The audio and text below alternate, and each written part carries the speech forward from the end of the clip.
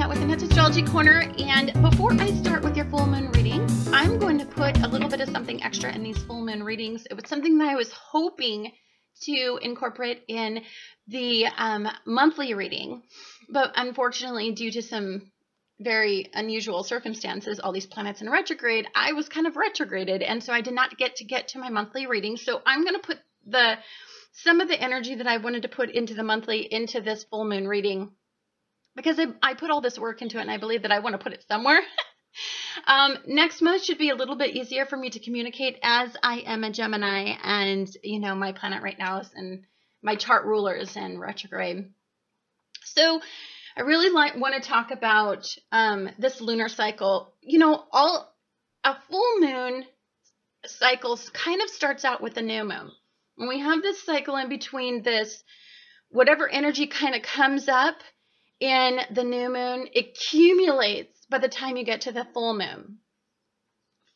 For all of you, the new moon had something to do with what you value and how you value it and who you value. Why we value the things we value. A lot of these things were learned as a very young child.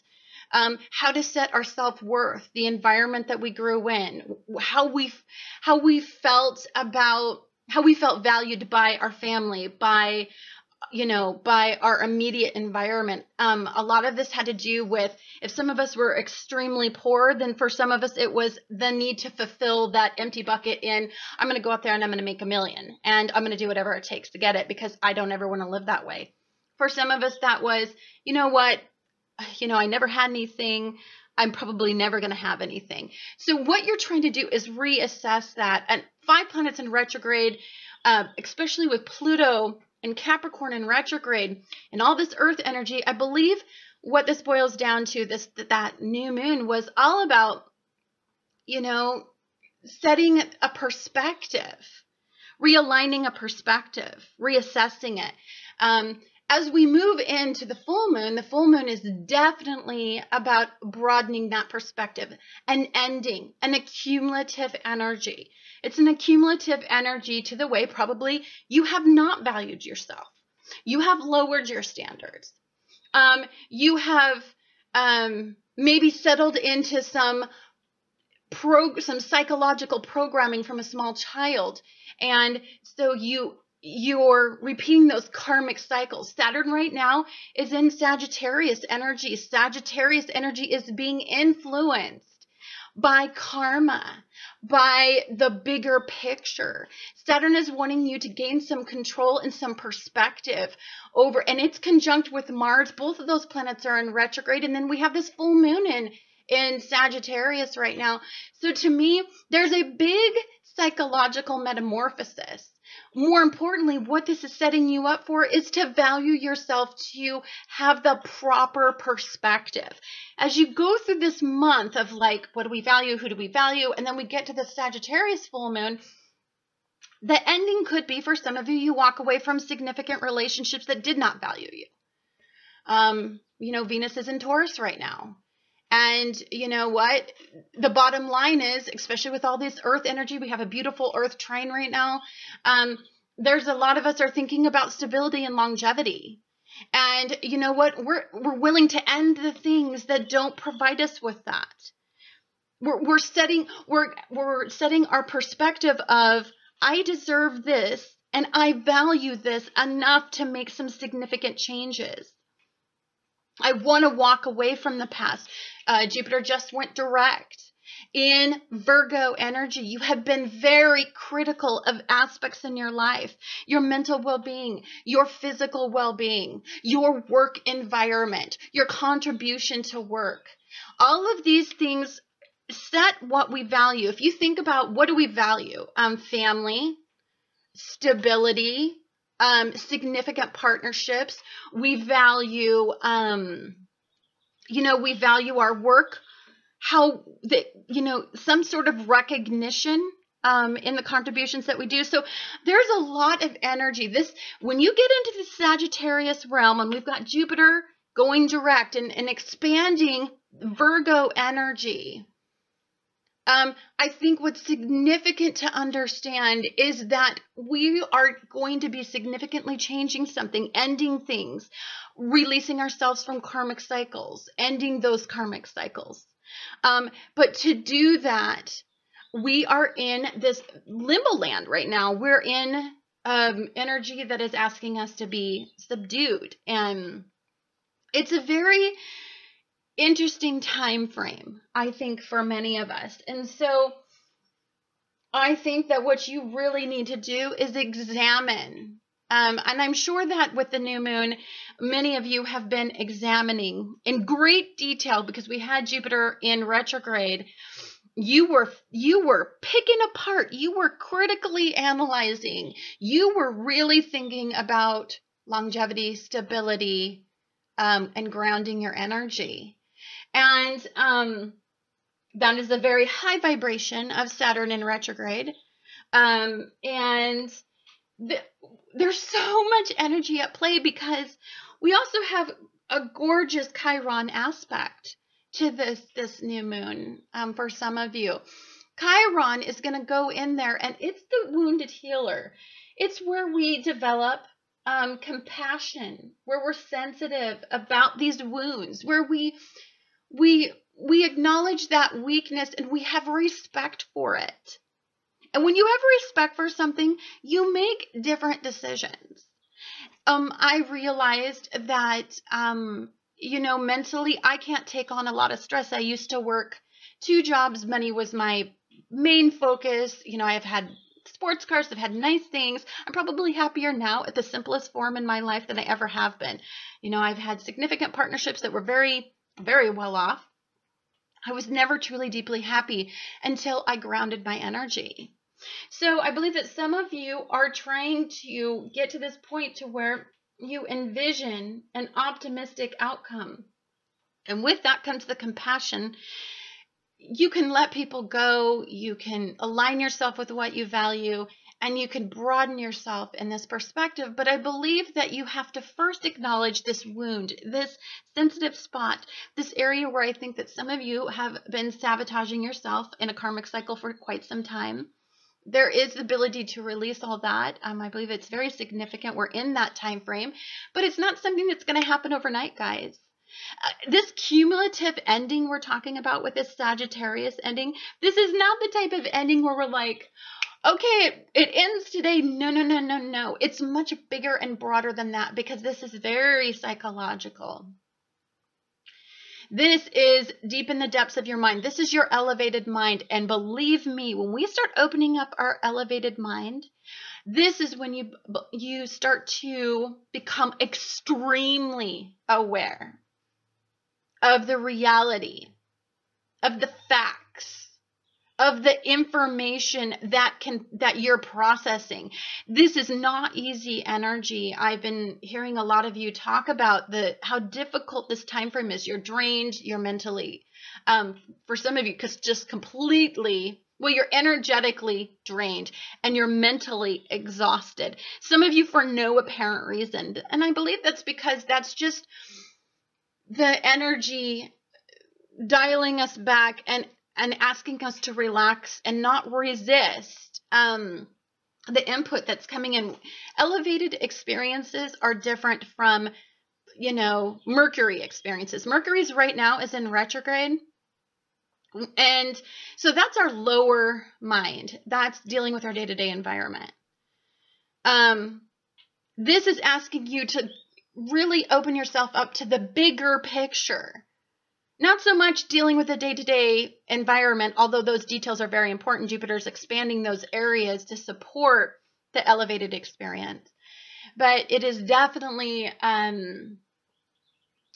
it's asking you to look inside, look deep inside some of the issues that you're having. I said in one of my readings that the only common denominator in your life is you. And I believe that you start to understand that.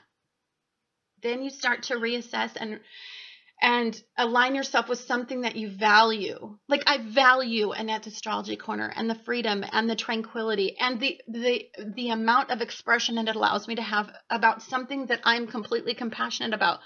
It does not make me a lot of money. It is an extreme amount of dedication, but it is where my passion deeply lies. And I feel more alive doing Annette's Astrology Corner than I do going to my other job, which is very beautiful and significant to me as well. But this is where my heart lies. This is a very heart-based endeavor for some of us. As we elevate these experiences, we really start to take a look at what our heart deeply desires. When you've got the sun in Taurus, it's all about desire. On a very simplistic level, it's cut and dry. You know, if you're not living in a life where you know, you don't feel like you have the car you want, the house you want, the lifestyle you want, the partner you want, it's very apparent in this energy. So the cumulative energy in this is that you're done with settling for less than you deserve. You're not an option, right? For some of you, you've been a secondary option. Are you kidding me? No, when you get Sagittarius full moon energy, the cumulative energy it's a very confident, overconfident energy. So it's the energy that will say, I deserve to be first place, the leading lady or man in my life. And I will only take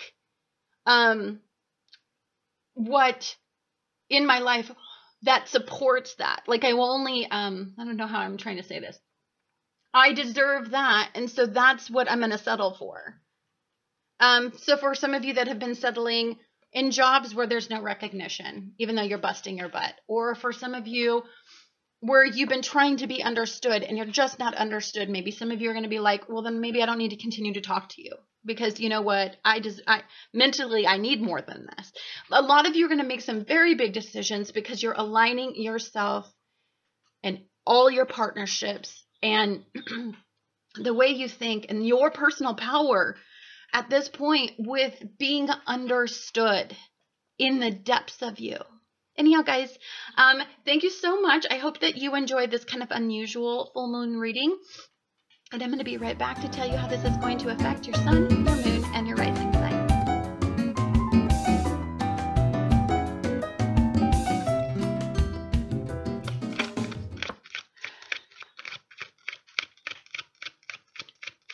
Hi, Aries. This is Annette with Annette's Astrology Corner, and this is your energetic reading for the full moon that is going to be happening in Sagittarius.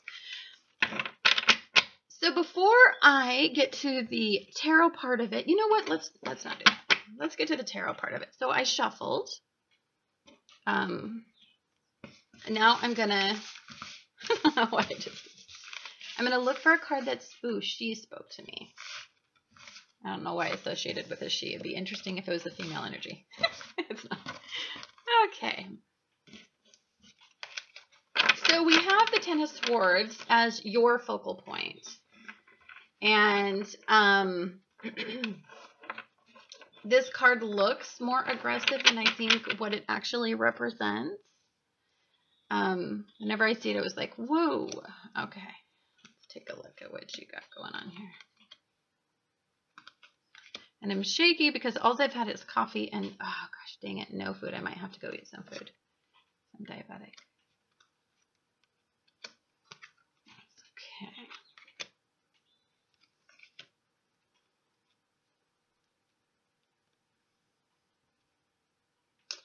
Okay, so that'll give you something to look at. So I wanted to give you guys a monthly video.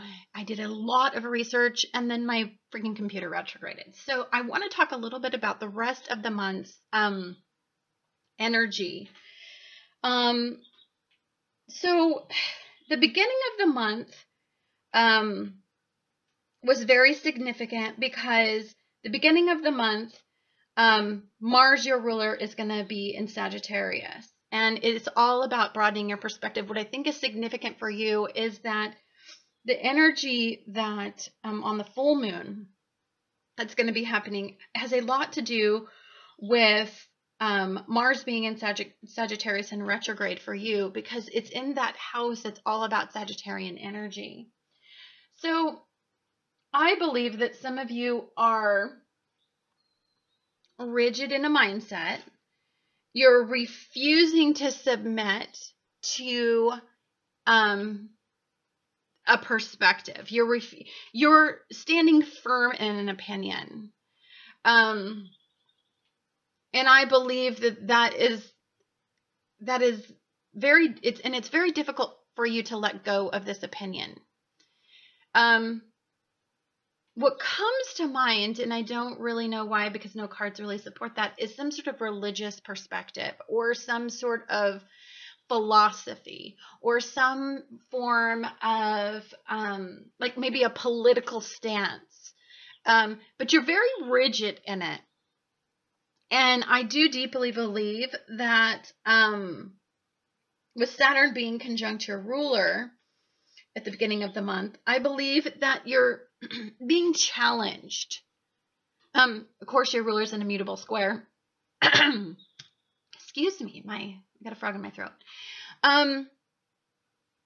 Your ruler is involved in a mutable T-square. And so I believe that it's significant that there's opposition. Whatever this is, this rigid mindset, this belief system, you're being asked to reconsider that decision or that mindset and to kind of look at the big picture.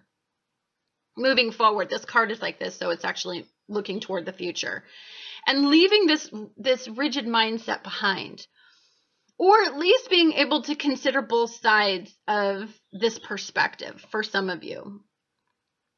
Because there is a bigger picture. There is something that it will open you up to Jupiter's energy. To me, this world, this he's holding this world, this decision in his hand, and Jupiter can expand that in a really benefic way. I believe that when you get to, this energy, I believe that what developed that rigid mindset was probably a lot to do with all of this energy. So I believe that until about the 17th, Mars is going to square off with Jupiter, whether it's direct or not. It's squaring off with Jupiter. So you've been through something, and you are not. And so this belief system is ingrained because of life experience, not because of the elevated experience or the lesson that you were supposed to learn from these life experiences, but because you feel like you have it down. But I guarantee you that there's something that you're missing. And so you've developed this defense mechanism because of all this past pain. And this mindset keeps you somewhat protected. And so because of that, I think what happens is with the moon card in reverse, this full moon experience definitely has something to speak to you about. So, Mars is going to be conjunct the full moon. And again, it's all about opening up your mind to releasing yourself from something that you refuse to let go of. And I don't think it serves you. This card deeply represents to me a Piscean energy. Right now, your ruler during the full moon experience and through until about the 21st is squaring off with the meaning, the karmic journey, the lesson you should have learned. You're squaring it. You're opposing it. You're staying rigid in this and judgmental in this belief system. You just can't let go of it. Now, this card also I associated with, I think that if you were to look at this card this way, here's an Aries through and through. Oh, oops, I'm sorry. Here's an Aries through and through. You know what? You're not afraid. And you will take on anything. But when it's like this, it's like your energy at the top of the card is like you're turning your back to something that's harming you. You're so distracted by this point, this rigid belief system, this argument, this thing that you want to hammer home. You want to hold on to it. You're barking at that, right? You won't let it go because, honey, honestly, the reason why is because you've been through this. You know, these two are right next to each other. Sorry, my hands are a little unsteady with the coffee. So what you're saying is, I'm going to hold on to this. I'm going to defend this because I've been through all of this and I deserve this opinion. And so you're not willing to let go of something. And in your mind, it's really doing a lot of damage. It's you are suppressing progression. You are blocking your own progression. To me, this definitely has something to do with you can't let it go. Now, this card is Sagittarius energy. Now, Mars is, of course, in Sagittarius conjunct with Saturn. And it is really honestly making you rigid. This is the confident, this card always represents a Sagittarius energy to me, just overconfident, passionate. But if you look at his face, it's just very emotionless. And this card is pointing toward the past. So to me, if I'm looking at all of this, it's like you want to hold on to that past because I believe that if this card were going toward the future and you were confident about moving toward the future, then I believe that you would be in a different mindset, but you're not. You're here stuck in the past. And of course you would be stuck in the past. We've had 5 planets in retrograde. So there's been a lot of revelations. Now, one of the things that I think is super interesting, and as you guys know, this is what I feel like the 30-day cycle of the full moon is.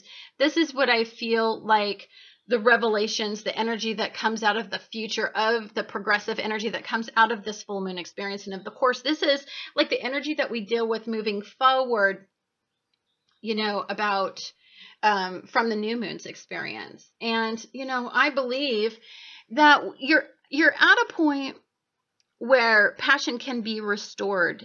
There's a perspective from the past that can release you and can restore your perspectives, realign you. The energy that's from this beautiful month is gorgeous because it's all about and this card is pointing toward the past, guys. You know, it's pointing toward all of this. So there is a release that comes out of all of this energy, and there's knowledge, and there's I believe that you're going to change a mindset, or that you're going to look at the big picture by the time this 30-day cycle ends. And as we get to the next full moon, I believe that there's something that's really significant about this. There is going to be, like, I believe, the past is going to provide you with an emotional message. And this message to me is going to be significant because it's going to fill you up a little bit, enough to be able to persevere and move forward.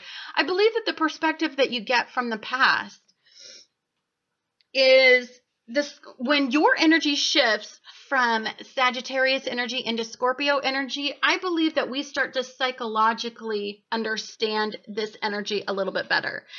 It becomes more emotion-based. And I think that once our emotions get involved in fire-based energy, I believe what you then, you know, become extremely aware of is that you deserve more than you're getting. I believe that for some of you, I like these cards next to each other. This is the 30-day future perspective.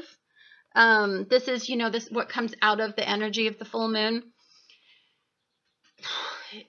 It's hard to let go of a tough lesson learned. And there was a certain amount of pain associated with love and acceptance.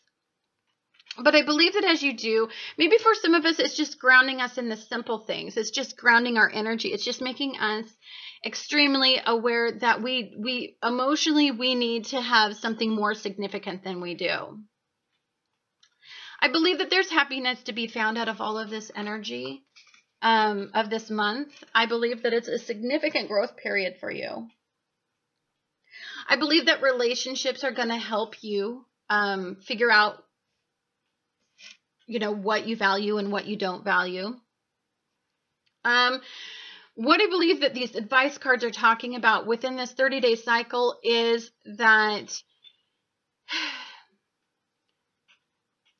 for some of you, it's there's something that you don't see. There's a perspective that you're not allowing yourself. You've went through this life experience, so you're at the end of the cycle. There's no more energy to put there.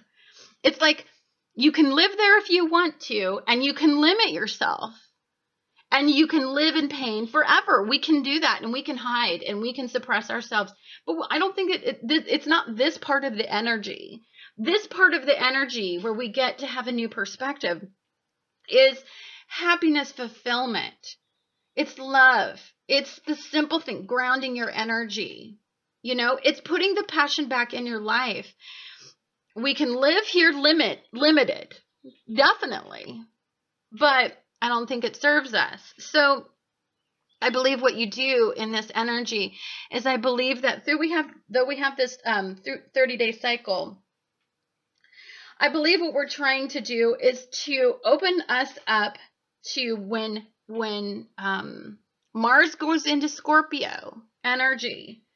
I believe what happens, and that's the very end of the month. It's the 27th through the end of the month. I believe we start to transform some of these mindsets. We start to look at it from a different perspective. It starts to evolve some of our thinking. But you have to end a way of thinking.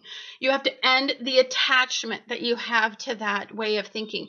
You have to adventure away from this mindset, and you have to go through the burden. I believe that this energy is all about, you know, really taking on something that you're passionate about. And this is doing the work. This is persevering. This is moving forward. This is, and I'm not going to, this isn't an easy cycle because you're rigid and you're hard-headed and you're holding on to something that I believe brings a great deal of pain, and it blocks your energy in such a way that I don't believe Jupiter gets to expand your potential. And I believe expand your mental well-being and your physical well-being and your work relationships and your work routines. It wants to pop open, you know, it wants to just, but you're suppressing it. So let it go. That's what I'm saying. Make the end of the cycle about letting go. Anyhow, thank you so much for watching Annette's Astrology Corner, and I look forward to talking to you guys again on the next astrological event. Hello, dear Taurus. This is Annette with Annette's Astrology Corner, and this is your energetic reading for the full moon that is going to be happening on the 21st in Sagittarius. For you, you're going to be making some changes. For some of you, this has a lot to do with being optimistic and moving forward and maybe adapting to a different mindset. You know, this is maybe about doing things for the first time that you've been wanting to do for many years in your life. I think for some of you, this is about, you know, Venus right now is in Taurus. And so this is all about doing something for the first time that you deeply, deeply identify with and you value. So for some of you, what is really super important when you're going through this is that you understand that within a few days after this, on the 24th to the end of the month, Venus is going to move into Gemini. So getting the way that it works in energy is that when your ruler is being influenced by Taurus energy during the full moon in Sagittarius, what you're going to want to do is act when something is asking you to identify with it. You need to identify your perspective. You need to align yourself with what you value. And then you need to end what no longer serves you, because you're limiting your own potential if you don't. So, let me see. So let me go ahead and just set this up so you guys have something to look at why I do something special with this reading. And this one just spoke to me. No idea why. So sometimes it's not about the card standing out. It's more like, oh, my eyes are drawn to a card. And it was very drawn to that card. So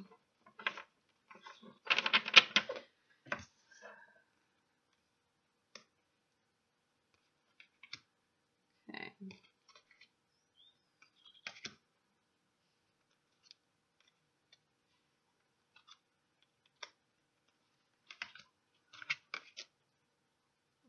That's interesting. And I'm shaky because I have not ate anything this morning. So sorry about that. Okay. So I just want you guys to know that I'm going to be doing this a little bit different. I'm going to tell you a little bit about how your planet is going to be aspected throughout the month. I was supposed to do this in the monthly and then my computer retrograde. So from the 1st to the 24th, Venus is going to be in Taurus. So your ruler is going to be in energy that's asking you to deeply identify with what you value most. And it's asking you to really be honest about that process. And then when Venus moves into Gemini from the 24th to the end of the month, it's going to be about looking at that what you value and weighing out your options. I think looking at it from two different perspectives and really defining logically, using reason, what you value most, what your heart desires, you know, it really, and you could fluctuate a little bit. When Venus goes into Gemini, that's kind of a fluctuating, or it allows you to be adaptable. When what you're identifying with can make you rigid and stuck. When Venus is in Taurus, when you get into Venus moves into Gemini, it can make you flexible enough to make some significant changes, or to apply reason to what you value, or to apply reason to what you deeply identify with. For some of you, or for all of you, excuse me, Venus is going, and it's when it's in Taurus and when it's in Gemini, it is going to be conjunct the sun that's going to be in Taurus and Gemini as well. So when your ruler is conjunct the sun, to me, this gets down to the heart of what the issues are. Why you're not getting what you value. Where are you not being rational and logical about? Are you desiring something that cannot fully manifest? Do you desire something that was based on your old sense of self and not the new sense of self? You become much more reasonable by the end of the month about what you're identifying with. I believe that when Venus is in Taurus, it's more emotional, it's more intuitive what you should be aligning with. And then when it aligns with Gemini energy, reason and logic starts to support what you deeply desire. When Venus trines Jupiter, and it's involved in this glorious, glorious trine that has energy that's lifting it off, lifting the potential of the trine off. I believe that for some of you, this has to do with what you deeply hope for, what you envision. For some of you, this is very simplistic energy. It cuts to the chase. What do I want and what do I don't want in my life anymore? And you're going to start to move forward in those energies. I believe that from about the 14th to the 18th, I believe that you're going to see some relief. There's going to be a release in energy. It's not going to be about making decisions. It's not going to be about that. It's going to be about just being a little bit, there's an ease in the energy. I think you're starting to feel a little bit more fulfilled. I think you're starting to feel like what you value, there's the potential of, you know, there's a beautiful trine. So it's all about just the ease of the energy, feeling the flow of the energy go your way. And then I think by the end of the month, from about the 25th until the end of the month, you know, we have a mutable grand cross, and that's energies that tug you in all different directions. Now, what I like about this is by the time you get to this energy, Venus is going to be in Gemini. And when you're in this mutable grand cross, you're a little bit more adaptable. Can you imagine if you were caught in this, you know, if you were being at all influenced by a mutable grand cross and you were in something rigid, like a fixed energy, like, you know, Taurian energy, but you're going to go with the flow. There's going to be a lot of information input. You're going to be pulled in different directions. This is to firm up some of these belief systems that you're going to be asking to be firmed up in this energy. So that's kind of what you're going through. I'll get more precise, of course, on those in my dailies. But that's kind of like the gist of the month. Anyhow, the full moon that we're going to be having in Sagittarius energy is going to really ask you to deeply identify with the changes that you need to make. This is where you get down to the nuts and bolts of making these changes. Jupiter moving forward is kind of encouraging you to take some risks. Take some risks in the way that you pursue your day-to-day tasks, meaning you're going to change something significantly about the way that you do those day-to-day tasks, or the way that you cope, or the way that you physically take care of yourself. You're going to be changing the way that you've always done something.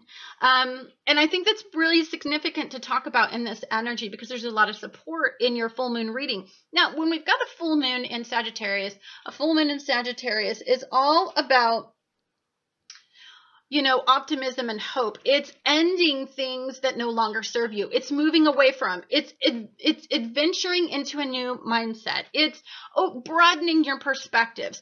It's changing the way that you've rigidly always believed that something needed to be done, or you needed to live a certain way, or you were bound to a certain mindset. So we had the new moon in Taurus, which is something that you're changing something that you used to identify with. That new moon was a new beginning. What do I identify with? What do I value? On a very, very simplistic level, because we had this beautiful Earth trine going on that was receiving a lot of information about the karmic ending of cycles. So you are ending something with the new moon that you used to identify with, and you're starting a new chapter in this new life that you're going to be living, this new sense of self. So when we get to the full moon, and I believe that the new moon and the full moon energy is very, very dual. Like they work with each other. So I believe that when you get to the Sagittarian mindset, you're no longer as fixed on what you identify with as sense of yourself, as you're willing to open yourself up to like something new, something better, something that you deserve, and you free yourself in a sense in this energy a little bit. So I believe that some of you will feel a desire to resist these changes. You know, you can get a little bit stuck as you go from the old sense of self to the new sense of self. There's this kind of like, and I believe through the 30-day cycle, I believe you get a higher perspective. But sometimes you can be very rigid and not let go of something that you feel like you want to have. I believe that there's something guiding you to change something very, very significant about yourself. This is the end of an old mindset and the beginning of a new perspective on that. So you are being deeply guided to change this, to be very realistic about the change that you need to make, to stop avoiding this, and to move forward and to be free with, and just to let it out. I believe that you will be discovering the importance that you place on what you want in the future. For some of you, this is a very decisive energy. When you get a Sagittarius energy, it's very decisive. It wants what it wants. It feels very self-indulgent. It feels like it deserves it. So I believe that an extreme realization is very, very possible within the next 30 days. As you start to let go of something that no longer serves you, and you start to move forward in energies that provide you with longevity and stability and hope and freedom to express yourself and to be you. What I think is very important is that you stop complying. You're not a complying energy. And I believe that for some of you, you felt heavy and weighted and it's been difficult. So if I were to energetically look at this, you have this Sun card as your outcome, and it's in reverse. But to me, what this suggests is that as you're going through this 30-day cycle, is you're just developing a new sense of self, a different way to shine, a different way that you identify with a sense of self. I believe for some of you, the old sense of self no longer serves you. And so I believe that there's a time frame when you're developing the new sense of self and the old sense of self that you're changing what you value about this. So you can have a little bit of an identity crisis in this 30-day cycle. I don't think there's anything wrong with that. For some people, that's why Sagittarius energy is so important, because it allows you to kind of, I don't know, be selfish enough to really move forward and not consider the consequences with this new sense of self. I believe that the blocked energy that is blocking the present right now, and I'll bring these two up, is I believe that, moving forward, there's going to be a struggle. There's going to be resistance. There's going to be, you're moving away from something, some sort of security, some sort of programming. When we habitually do something, and it's a struggle to move away from it. So if there's a habit that you've been doing, Jupiter moving forward in Virgo, say there's a habit that you have, and this habit isn't a healthy habit. And, but it's something that's so ingrained. I believe it's definitely a struggle to walk away from it. It really is. It's definitely a struggle. And so, but I believe that when you do, you start to change the way that you go about completing your karmic path.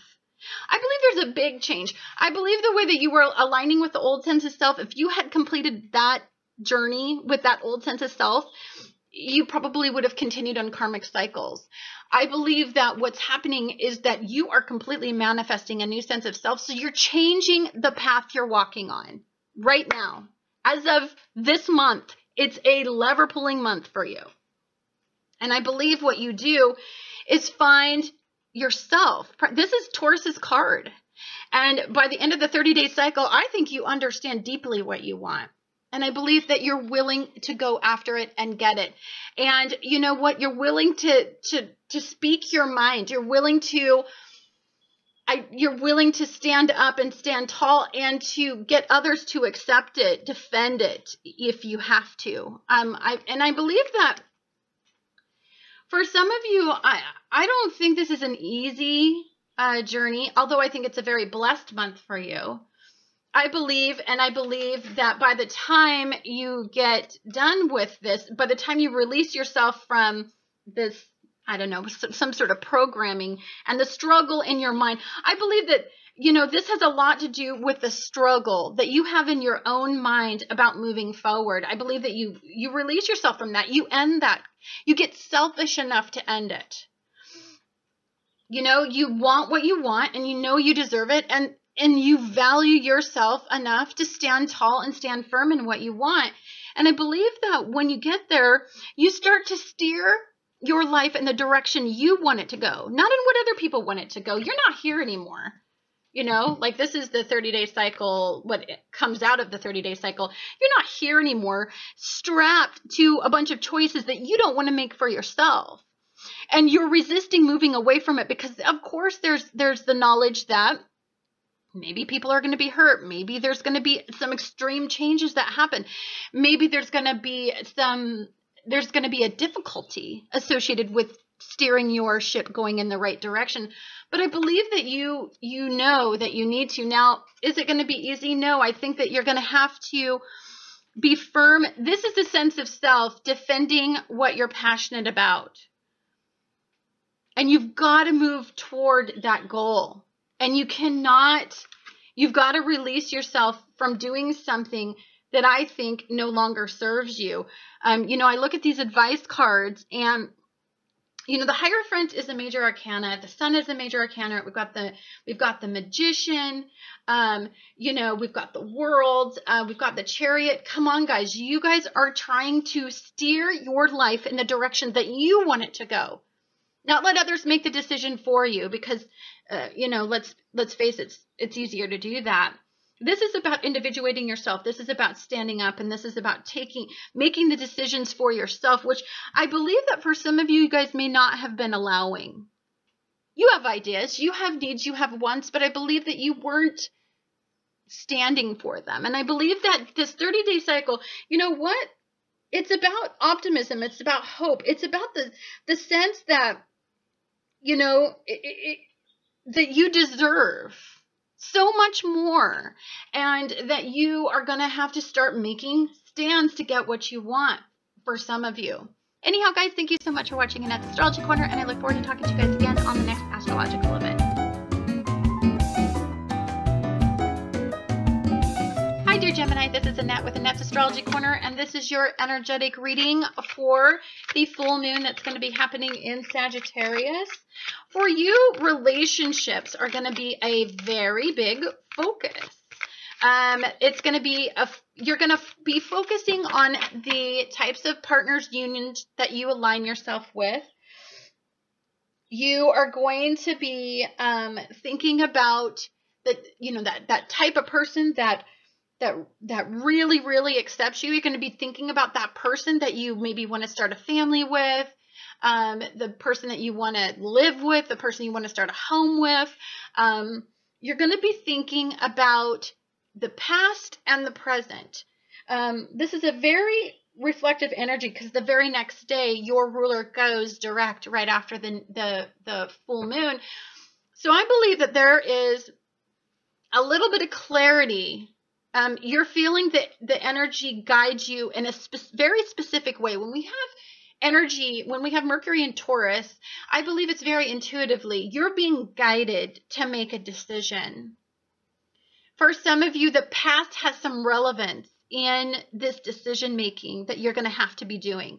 5 planets in retrograde, you can't deny, but your planet specifically in retrograde significantly means to me that the past has some relevance on the decision that you're going to be making moving forward once Mercury goes direct.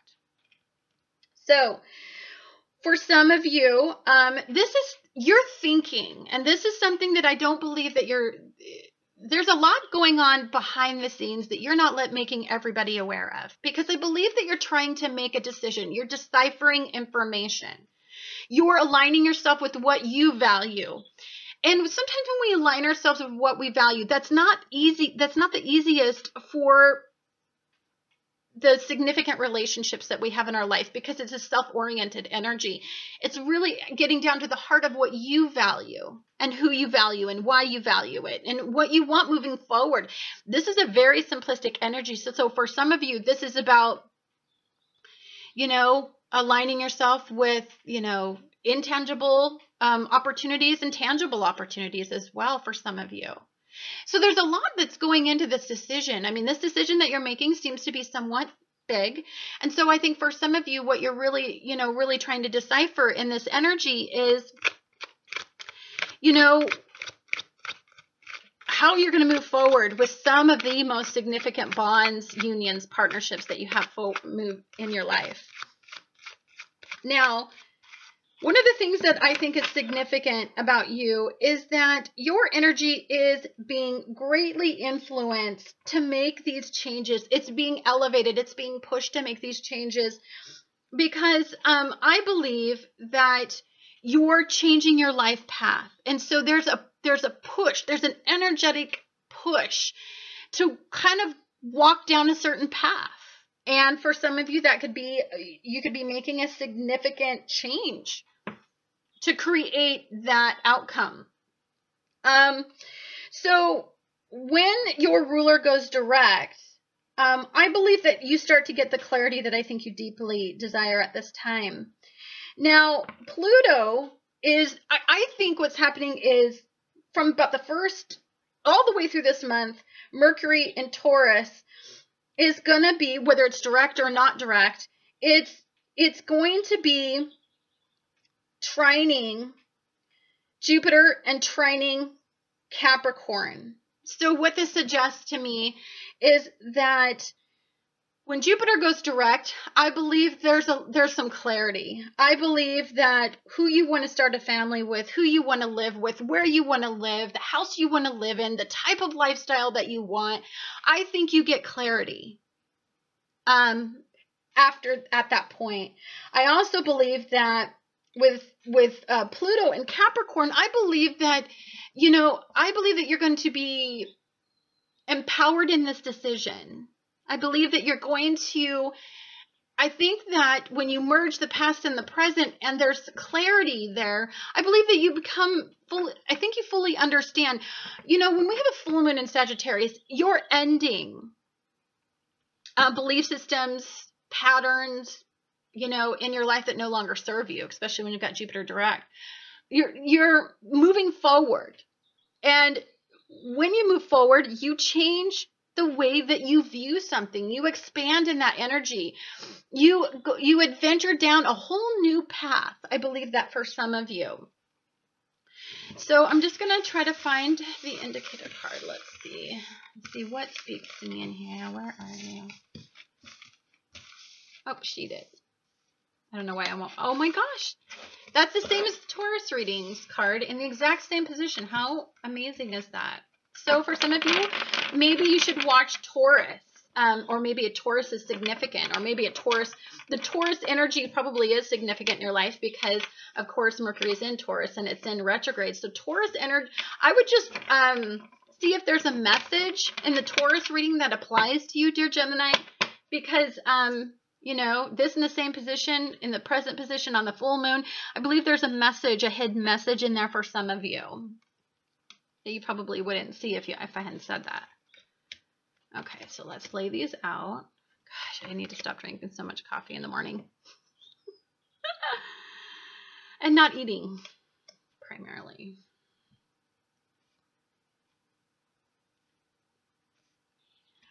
I love my coffee. Oh, yeah. And in your Taurus reading. Ooh, the Sun card. I think in the Taurus reading, we had the Sun in reverse, and we had this card in this position. We had this card over here. We had this card. Oh my gosh, you guys need to look at the Taurus reading. Something's going on in the Taurus reading for some of you. Oh, yes. That card was in the Taurus reading, and you saw me. I actually mixed them all. There's no way for this to happen. So please go to the Taurus reading. Get some clarity between these two, that something's going to be said. So, all right, so the way that I do this is a blocked energy. It's blocking this present energy. And we're looking at the past. So I believe that some of you have been holding on to a ritual, a mindset, habit, something that no longer serves you moving forward. And I believe that it was sometimes the message I'm getting is that this is out of weakness. And it's very past-based. So it's a habit that you've been doing for some long. It's a mindset. It's a ritual. It's something that you habitually do that no longer serves you. To me right now, this card deeply represents Jupiter moving forward. And you're moving, so this is definitely something that is difficult for you to let go of because it's looking at the past. And I think that there are a significant amount of cards, still looking at the past. This card's looking at the past, that one, that one, that one, that one. The past is very difficult for you to let go of, I feel. I believe there's a message in the past.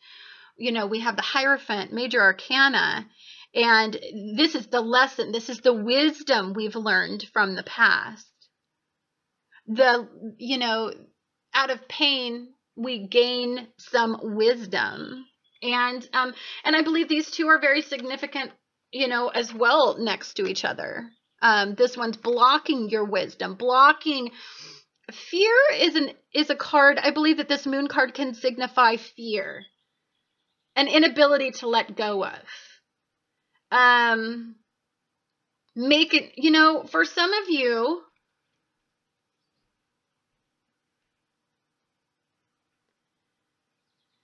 you're making a decision, but there's a fear associated with it. And then over the next 30 days, I think, we've got the past limited, smaller, not as fulfilling. It will not fulfill your passion as much as moving forward. You have the whole world in your hand here moving forward. You have the ability to transform, but you don't want to let go of it. There's still a pull. I think for some of you, let's see. Wow, there's a big message here.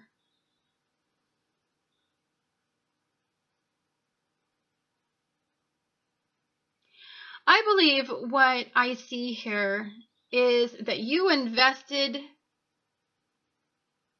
your heart, your emotions, your passion, and I believe for some of you, maybe some idealistic hope in a past-based endeavor.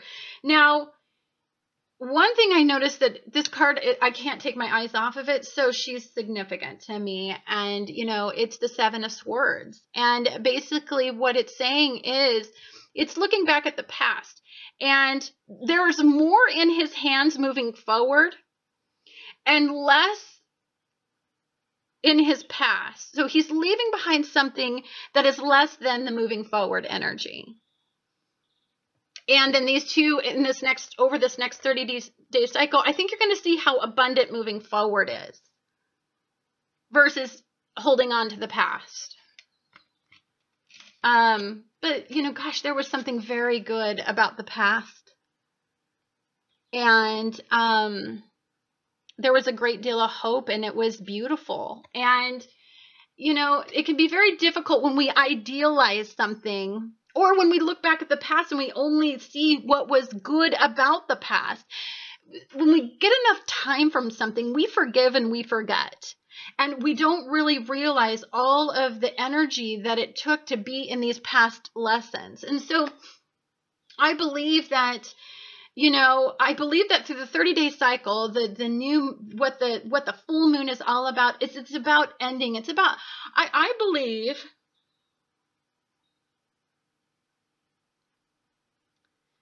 that you're making a very significant decision. And this is a difficult decision, guys. I'm not going to say that it's easy for you. And this has to do with love for many of you. For some of you, this has to do significantly with either something extremely heart-based, something you deeply desire. And the decision is tough. For some of you, you're caught in between. Maybe some of you are caught in between, some sort of emotional gratification and some sort of logical gratification. I could see that because we have this beautiful card, but it's in reverse. So to me, I think you're building. Again, this card is looking, the Nine of Pentacles. She's only interested in focusing on the future and focusing on building energy in the future because that's where it's prosperous. Looking back at the past, there is definitely some good to be found. There's some beautiful energy. There's some energy that will help ground you moving forward. But she's only interested in this, in looking at the perspective from moving forward. I think there's wisdom. You know what I find interesting about these two cards? These cards to me suggest a lot of wisdom has to be learned. You're going to learn a lot from the past. And so it is not a waste of time in reflective energy. It's not a waste of time looking back at the past and valuing the people in your past. And it's difficult to move away from some of the people in your past because they were amazing. They were karmic cycles. They were karmic They were karmic lessons, and they gave you a lot of perspective, and that perspective deserves to be respected. But I believe, honey, as you move forward, what's very significant to me is the Sun card. It's a major arcana. Having a major arcana in an outcome position, to me suggests hope, prosperity, love, abundance. What happens from moving forward is a gift from the universe. You really are going to be blessed significantly. I just believe that there's a time period in all this reflective energy, especially when you're in this 12th house work. You know, for some of you who are right before your birthday, you're sitting in 12th house work. And so we get really reflective. Our energy levels dip. We sleep a lot more, and we are in a very reflective cycle. We look at the past lessons learned. We look at the past. We pull forward what that entire year was about. And when we do that, there's a sense of regret and guilt and loss and sadness. I'm not going to say that all of you are feeling 100% about this moving forward. Heck no. You're developing a new perspective, but you're ending. During this full moon, Mercury, which is in retrograde, is going to be caught in a delicious trine of energy, an earth trine. You're stabilizing an outcome, stabilizing what you want. You're trying to build a life that will put you on the correct path moving forward. It's beautiful, beautiful energy. Enjoy this full moon. It's an accumulative energy. You are ending a perspective, a mindset, a limiting belief system. You are looking ahead at a new mindset, but it is so beautiful what's going to come out of it. Thank you so much for watching Annette's Astrology Corner, and I look forward to talking to you guys again on the next astrological event.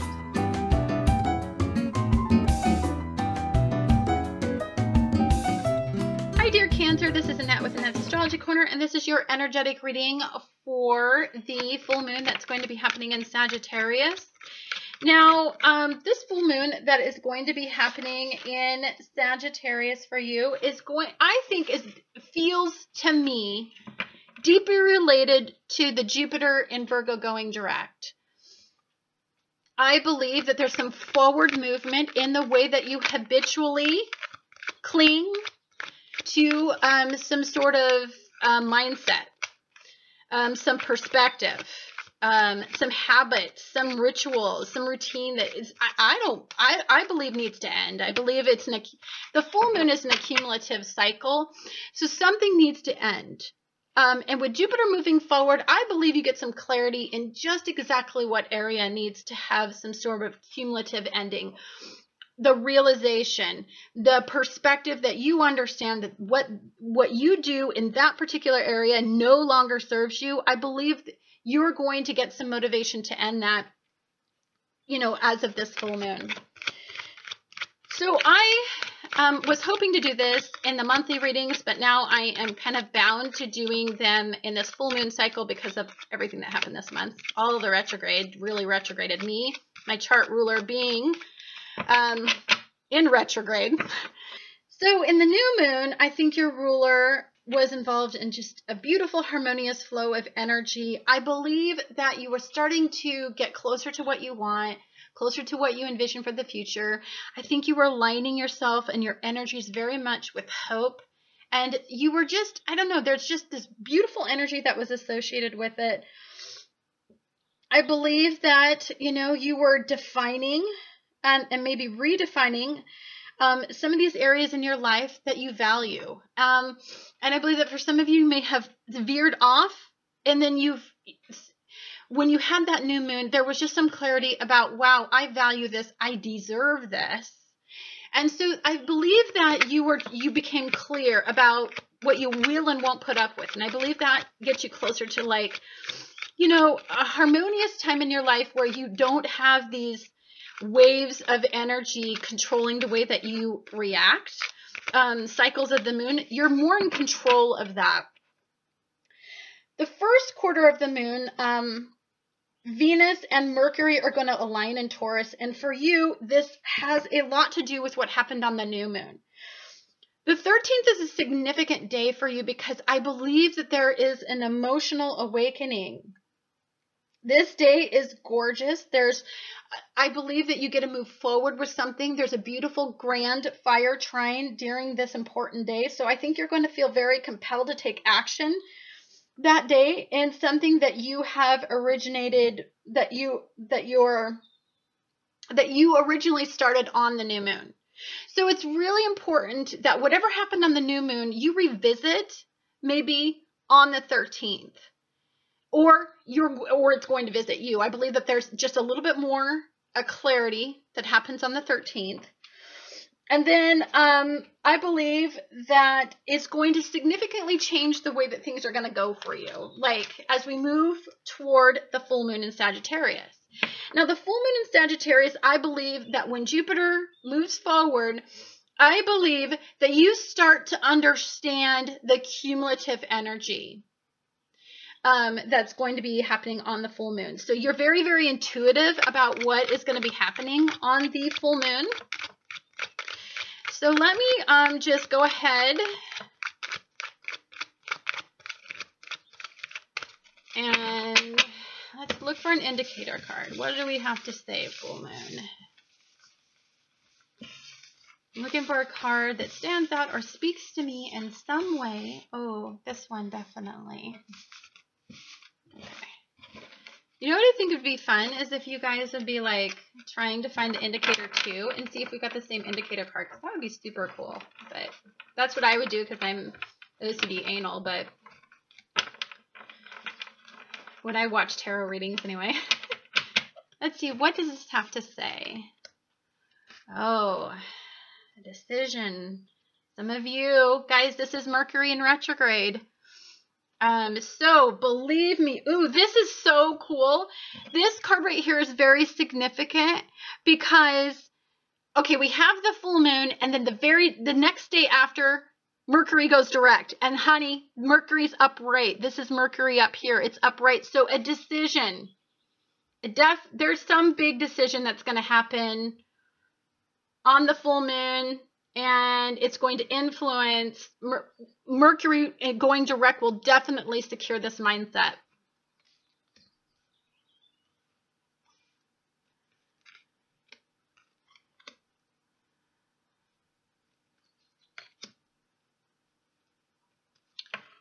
I'm going to lay all these out. Funny, I was actually shuffling and this card flipped out. I was going to pull it out, and then I thought, well, I don't like doing that. And then it comes up, so that's good that it came back out. Okay. All right. So this full moon is going to be significant for you because I think you're going to be firming up some of your mindsets about how you cope moving forward in a state of adversity. I think in the past you may have failed to grasp the hidden meanings of karmic lessons. I think you just repeated cycles over and over again. You were very much emotionally driven. And when we are emotionally driven, what we tend to do is kind of habitually repeat cycles, emotionally that. Okay, so like I know, here's what I do. If I have any sort of adversity, I completely, I just shut down. I turn off my phone. I turn off social media. I even sometimes go to the extent of disconnecting my phone and so that I can control the amount of input. I don't watch any TV. I don't listen to I don't listen to music, and I really try to cope that way. Sometimes I've been known to be an emotional eater, and so I know that when my barometer is off, I'm starting to eat more. It's like sometimes I'm not consciously aware of why I'm automatically going through these weird emotional cycles. Sometimes these emotions, I can't even quite realize, I don't even realize that I'm going through them. And so I've been paying attention to the outward signals that I do to merge my unconscious behaviors with conscious thought so that I can start to tackle some of these trigger points that I've been going through, these emotional cycles. It's very difficult to be a Cancer because we are influenced by so much energy. The cycles of the moon, the emotions of everybody, our emotions, the emotions of significant people in our lives. I know that sometimes I'm extremely emotionally connected to people in suffering, and so that I can suffer from that. So there's a lot of energy trying to make you understand how to cope in situations like that. So I think that you may have become isolated, and maybe working behind the scenes. Here's what happens. I work better when I shut down, and because so many planets are in retrograde right now, I believe that shutting down is even more important, because I believe that I'm going through, and I believe all cancers are going through this mental transformation. Jupiter moving forward, Mercury the very next day moving forward are significant trigger points for you.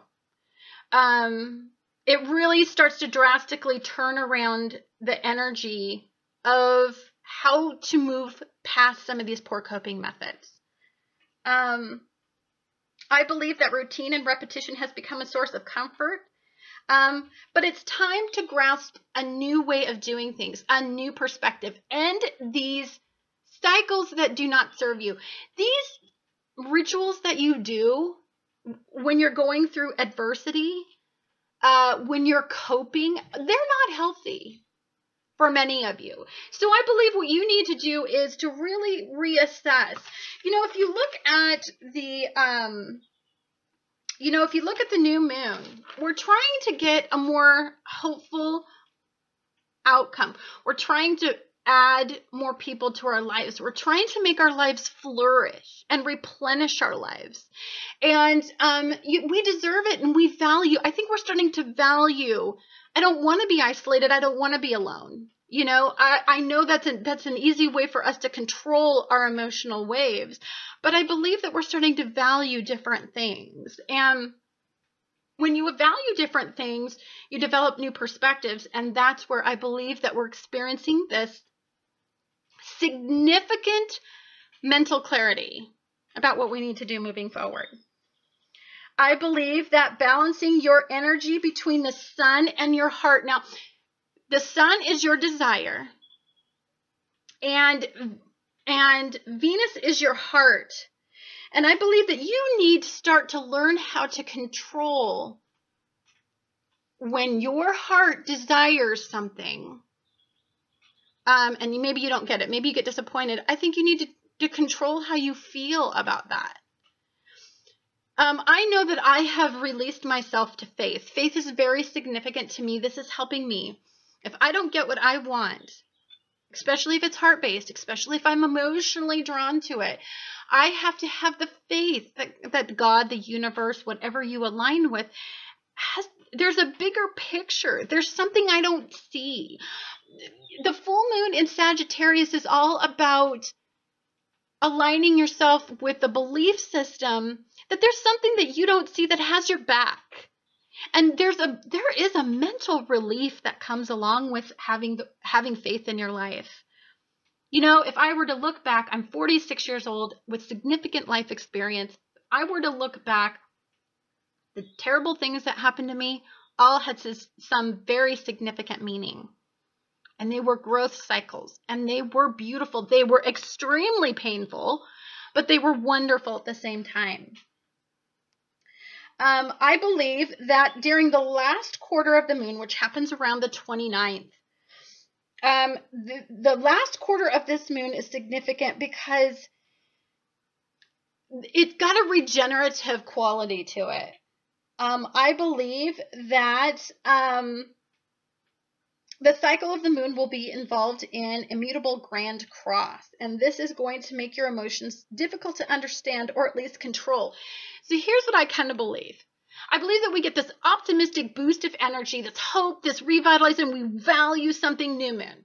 Then we go through the first quarter where we're like, where we're trying to where we're still reinforcing what the new moon said, or the messages that it gave us, but Venus and Mercury in retrograde are going to align with Taurus to really reinforce what we value, what we need. Very simplistically, I mean, we're talking about nuts and bolts. I need this.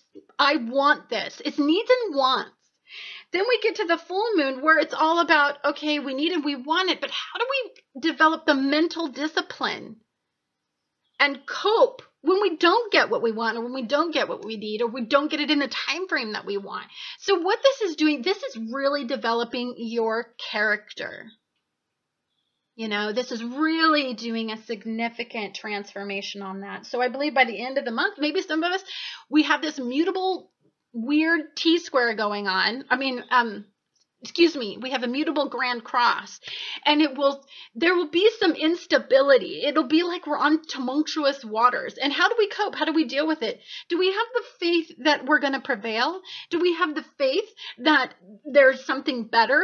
And that we don't need to understand why we're on that journey, because there is something that's going to manifest from it not right now, but later.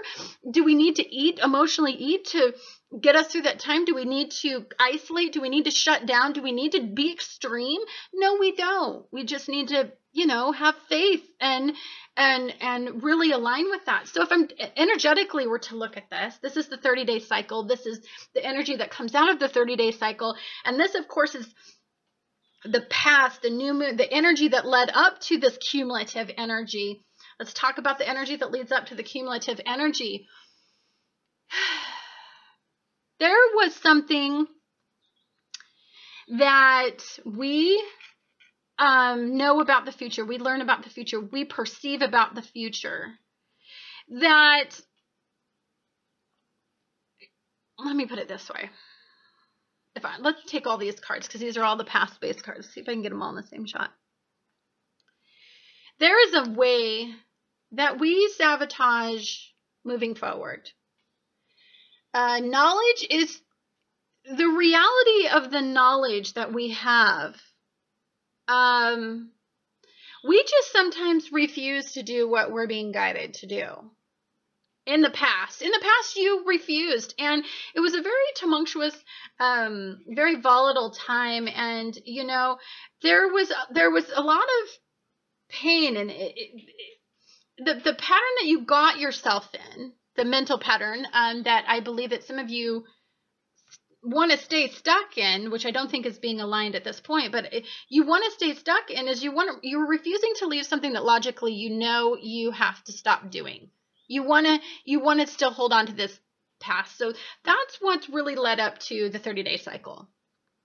Is the energy is trying to give you a little bit of clarity. Hey, I know you're used to being here, but Sagittarius full moon is saying, I want you to be here. I want you to have this.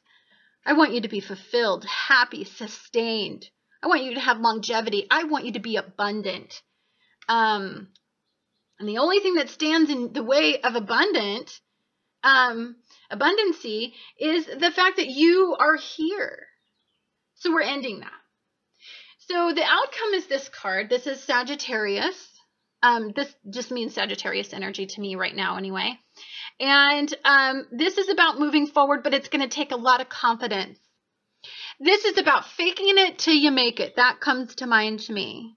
So this isn't about you have the energy, you want to do it. But yeah, I don't know if you've ever been around a really crazy kind of Sagittarius, but they will argue a point. If they're wrong, they'll still argue. That's because they're very confident about moving forward. You need to develop confidence. This does not feel good. It takes 30 days to change a habit, and then you have to become ritualistic. And that's a lot of energy to pour into changing. Obviously, the past is telling you need to change that mindset, but you have to fake it till you make it. And there is a brief period of discomfort that goes along with that. So as you see in the energy that as we move forward with, it's a little tumultuous. There will be ups and downs with doing this, disciplining your mind. But you're making a decision that you want to balance this energy. You're not into this instability anymore. So moving forward, you've got to develop some discipline. And you know what's really sad about this card to me is that some of you, this is, the King of Pentacles in the upright position, very authoritative, very firm, very fixed, very confident. In reverse, it suggests to me that for some of you, you're not very firm, you're not very fixed. You're developing a mindset that is in manifestation. So the confidence is something I think you'll find. That King of Pentacles, you can turn that energy around, and you can complete the cycle. You're completing a cycle here. You're ending these limited belief systems, these mindsets that no longer serve you, these habitual routines that isolate you from success. You deserve to be abundant. You deserve to get everything what you want, but you have to. So here we have the 30-day cycle of the full moon. We have the fact that you got to fake it till you make it. You got to move forward. You got to keep going forward, and you can't let anything define your ego. Your ego is going to be something. The past will definitely influence the way that you move forward. But you're moving forward with some hesitation. I'm not going to lie, but ego is going to kick in. I think you're going to really start to understand as you get to flourish from this 30-day cycle from full moon to full moon. I believe that you start to make some very powerful decisions probably when Mercury goes direct. And I think that your ego is going to be really defined. And I believe that your sense of self is going to start to be firmed up. No matter what happens, you know what you're taking away from this 30-day cycle is that I can cling to this. I don't need all of that to feel valued. I have this. See how close he holds this staff of passion? He's at the end of he doesn't, it is difficult to consider the past and to move forward into the present, because when we consider the past, we really definitely realign with where we have had significant losses or where our passions have not been fulfilled. But I believe that as we move forward and we become very abundant with the sense of self, we become abundant love for some of you. Partnerships, unions, significant bonds could be very much a source of comfort for some of you as you move forward. But what I think is really super important about this energy, I think more importantly, is the fact that when you have something to give, you attract it. So what you need to do is to feel like you have something significant to give so that you can attract it, complete these cycles, end all of this confusion. And I believe that this month this full moon cycle is going to firm up that belief system. Anyhow, guys, thank you so much for watching Annette's Astrology Corner, and I look forward to talking to you guys again on the next astrological event. Hello, Leos. This is Annette with Annette's Astrology Corner, and this is your energetic reading for the full moon that's going to be happening in Sagittarius. For you, this has a lot to do with what your heart desires.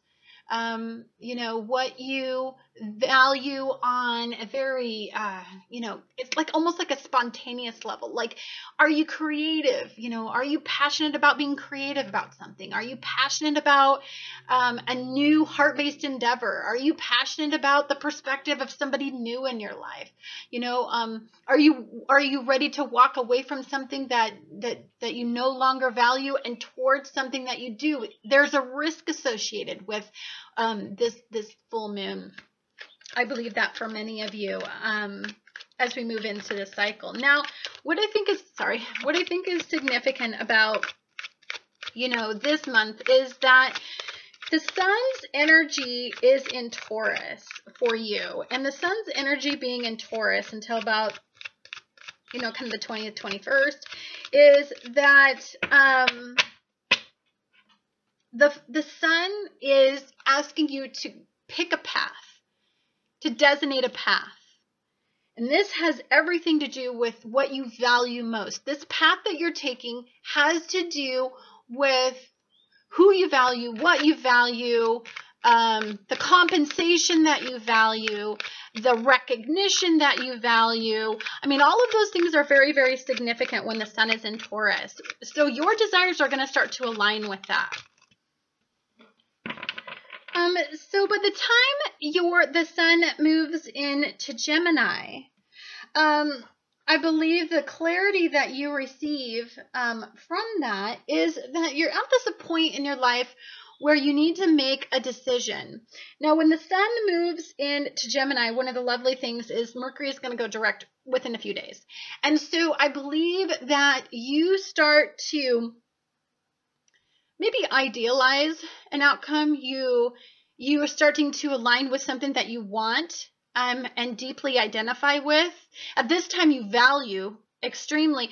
So you're weighing it out, a decision. You're looking at the pros and cons. You're looking at what could go wrong, what could go right. There's some sort of logic and reasoning associated with what you value. So I believe that initially we have this, our ego desires this, but let's apply some logic and reasoning. How do we go about getting it? And then that's when I believe that Jupiter moving forward really is significant for you, because what that really indicates for us is how do we set up routines that support what we desire after we've methodically thought through. So I believe that a lot of things start to come into play as we get into May significantly for you. Now, the sun in Taurus is going to be trining Jupiter in Virgo until about the 12th. And it's going to be trining the North Node in Virgo until about the 14th. And so I believe what you begin to understand is how to progress and move forward in the path that you want to go in. I believe that there's some sort of message, some clarity. I believe we kind of look back. We've maybe aligned with things that we valued in the past that probably weren't something that would be profitable, gain us the recognition, provide us with the stability that we needed, and give us the monetary gain. But I believe as we move forward, I believe that you start to get some clarity about that. There's an ease in the energy. It's like you get a message in all of this past reflection of what you don't want and what you do deserve. I believe that you figure that out by about the 14th. And then I think through the 16th, I think, then that's when we start to take a look at what is it that we do. Like the 16th is some of the things that we become very, very clear on is what are the things that we do habitually that stands in the way of this progressive area. I'm going to give you, for instance, I'm a Leo on the cusp of Cancer, and I know that I sabotage my success because I get easily overwhelmed when I start to get too much success. It just becomes way too overwhelming, and I back off and I regress. So I know that about myself. So how do I stop doing that? I believe that that's some of the clarity that you receive. If any of you have some sort of rituals or mindsets where you sabotage success, I believe some of you are going to become very, very clear about what you do in that particular situation. I believe that by the time you get to the end of the month, there is some sort of divine intervention. There's some sort of divine clarity as to how to move away from wounding yourself, how to get away from, how to change, how to transform those mindsets, how to stop habitually wounding, impacting your own future, your recognition, how to stop standing in the way of getting what you deeply desire. So this full moon is very significant for you because you're taking a risk in a new mindset. You're taking a risk by developing this new perspective. And it's something that I think that you have to at some point align yourself with. Now, taking a risk is not a hard thing, but when you have so much energy right now in the past, I think what you're doing is saying, wow, I took a risk similar to that, or I've I've risked it all before, and this is where I've always been in some sort of unusual, painful situation. And so I believe that, you know, you've got to end that mental cycle of, ooh, this card really spoke to me. Oh, that's Leo's card. And Leo's card is in reverse. So that'll be interesting to see the message that comes from this particular reading for you, since it's in reverse. You know, a full moon isn't an ending. It's an accumulative cycle. It could mean that for some of you, the message that I'm getting is that you're really going to change something you're deeply passionate about, or you're going to change the way that you go about doing it, or you're going to realign yourself and create a new mindset. And so there's a sense of old self and new self kind of, you know, dissipating, I believe, as you're moving away from the old, what the old ego desired for some of you. Wow, that's beautiful. Okay. I love the star card. It's Aquarius' card, but it has much more meaning than that. Okay. All right. Let's see what this means to me.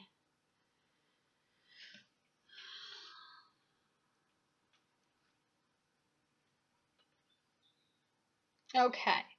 So during this full moon, the sun's going to be in Gemini, and it's going to be conjunct with Venus and Taurus. So you're getting, I think what you're really starting to value is what you want and need. You desire something, and I think you're taking a look at the pros and cons of what you desire, what you think you want, what you think you need, how much energy you associate with what you want and you need. For some of you, it's a sense of the separation of the new sense of self with the old sense of self. So for some of you, I believe, let me take a look at this. I take a minute sometimes when the messages are kind of all over the place in this reading.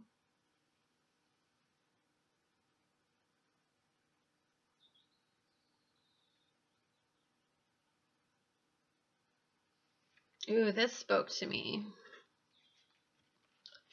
So next to the Leo card, which is in reverse, we have the Seven of Swords. And the Seven of Swords has came up in quite a few readings, so I believe it's pretty significant moving forward. But if you notice, the sense of self that is no longer in alignment is looking in the past. And this card is looking in the past too. So to me, what I believe is that during this reflective cycle, all these planets in reverse, I believe that you gain a lot of wisdom and knowledge. And you don't deeply identify with the past as much as you are. Look at this. Look at what he's looking at. He's looking at the future. He holds all of this information and wisdom and knowledge, but he's optimistic about what's in the future. If you look at the past, it's very barren. Yeah, he holds all this wisdom, but there's something optimistic about the future.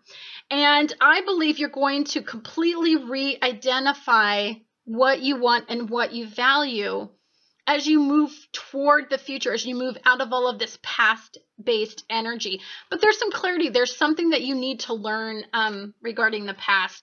You know, when you get in a full moon in Sagittarius, this is the big picture. This is a very big, substantial energy.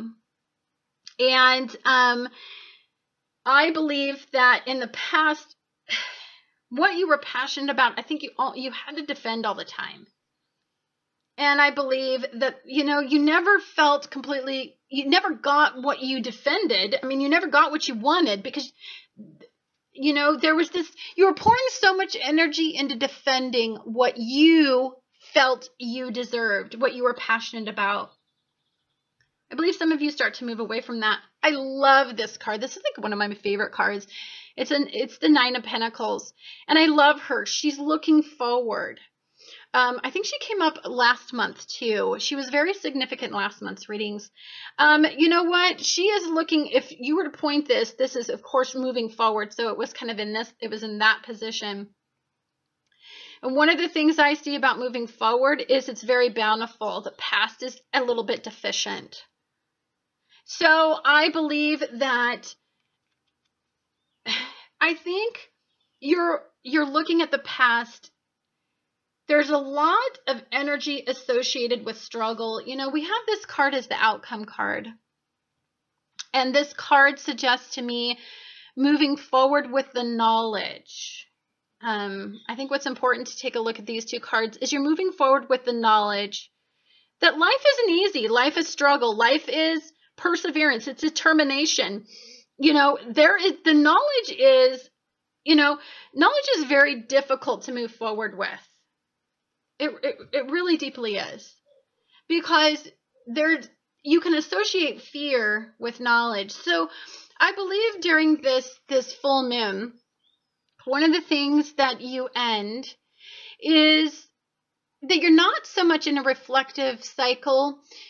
You have the perspective that you need. You're aligning through this 30-day cycle. What you're really aligning with is the fact that you have the wisdom and knowledge to make really good decisions moving forward. And I think you're going to trust your intuition, I think, above and beyond anything moving forward. I think you've learned to appreciate your gut reactions.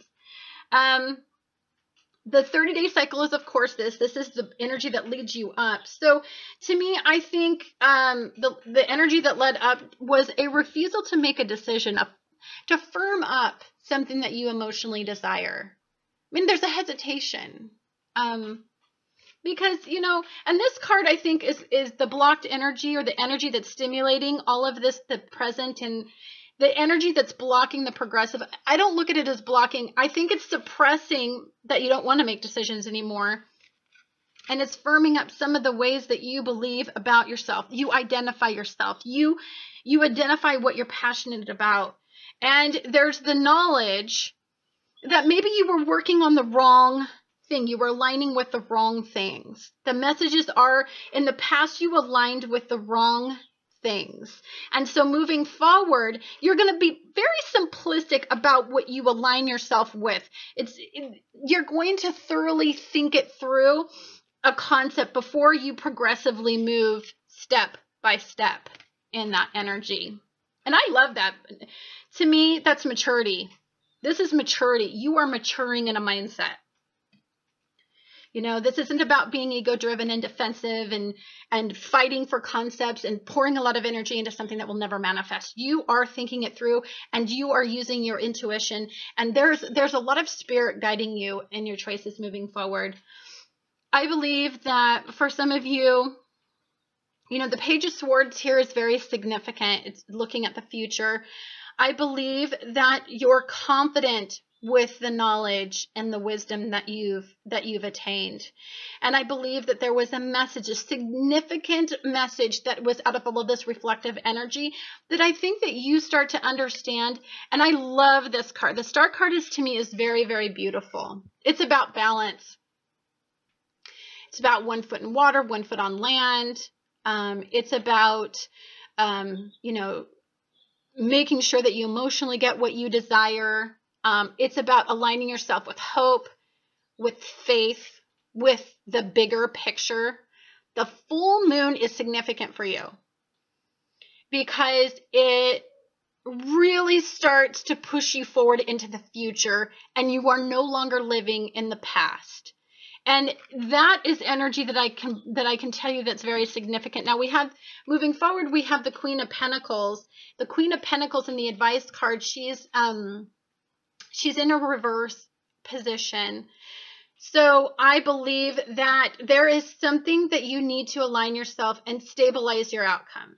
And I don't think you're quite there yet. I think you'll probably figure it out in the 30-day cycle. The 30-day cycle is going to align you with stability, with earth-based ideals.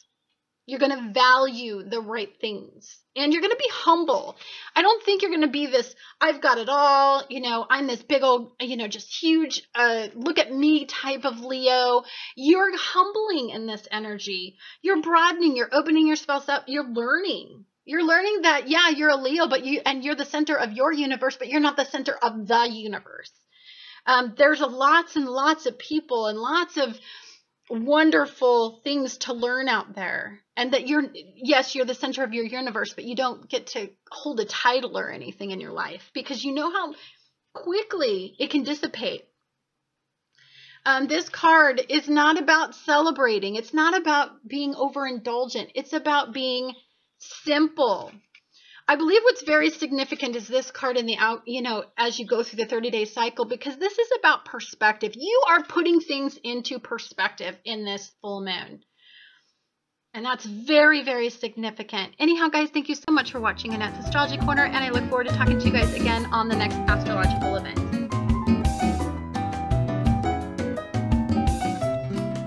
Hello, Virgo. This is Annette with Annette's Astrology Corner, and this is your energetic reading for the full moon that is going to be happening in Sagittarius for you. So I didn't get to talk to you guys about what your planet was, how your planet was going to be influenced in the month of May. So I'm going to try to just put it in this reading, and then next month, hopefully, Mercury is my chart ruler, because it's my rising sign, and so communication inevitably was going to be very hard for me this month. So I couldn't get to it because my computer retrograded. So I want to talk a little bit about what your monthly aspects to Mercury are going to be. So when the month begins until about the 22nd, your ruler is going to be in retrograde, and it's going to be in Taurus. And for you, this is breaking you free from some very rigid belief systems, some mindsets. It's helping you gain a new perspective. It's helping you. Okay, so if you value something, one of the things that we need to decipher is how to get what we value. But when we habitually think one way, it's very difficult to see how we can get what we value when habitually we've never got it. So I believe what this month is for you, it's transforming that mindset.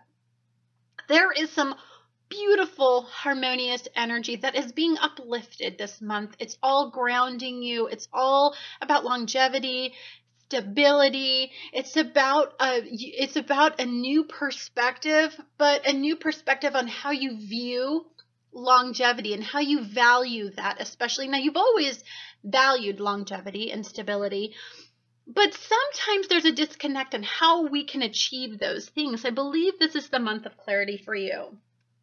Now, we're going to go through a deeply reflective cycle this month. We have 5 planets in retrograde, and one of the planets that is in retrograde is Mercury, your ruler.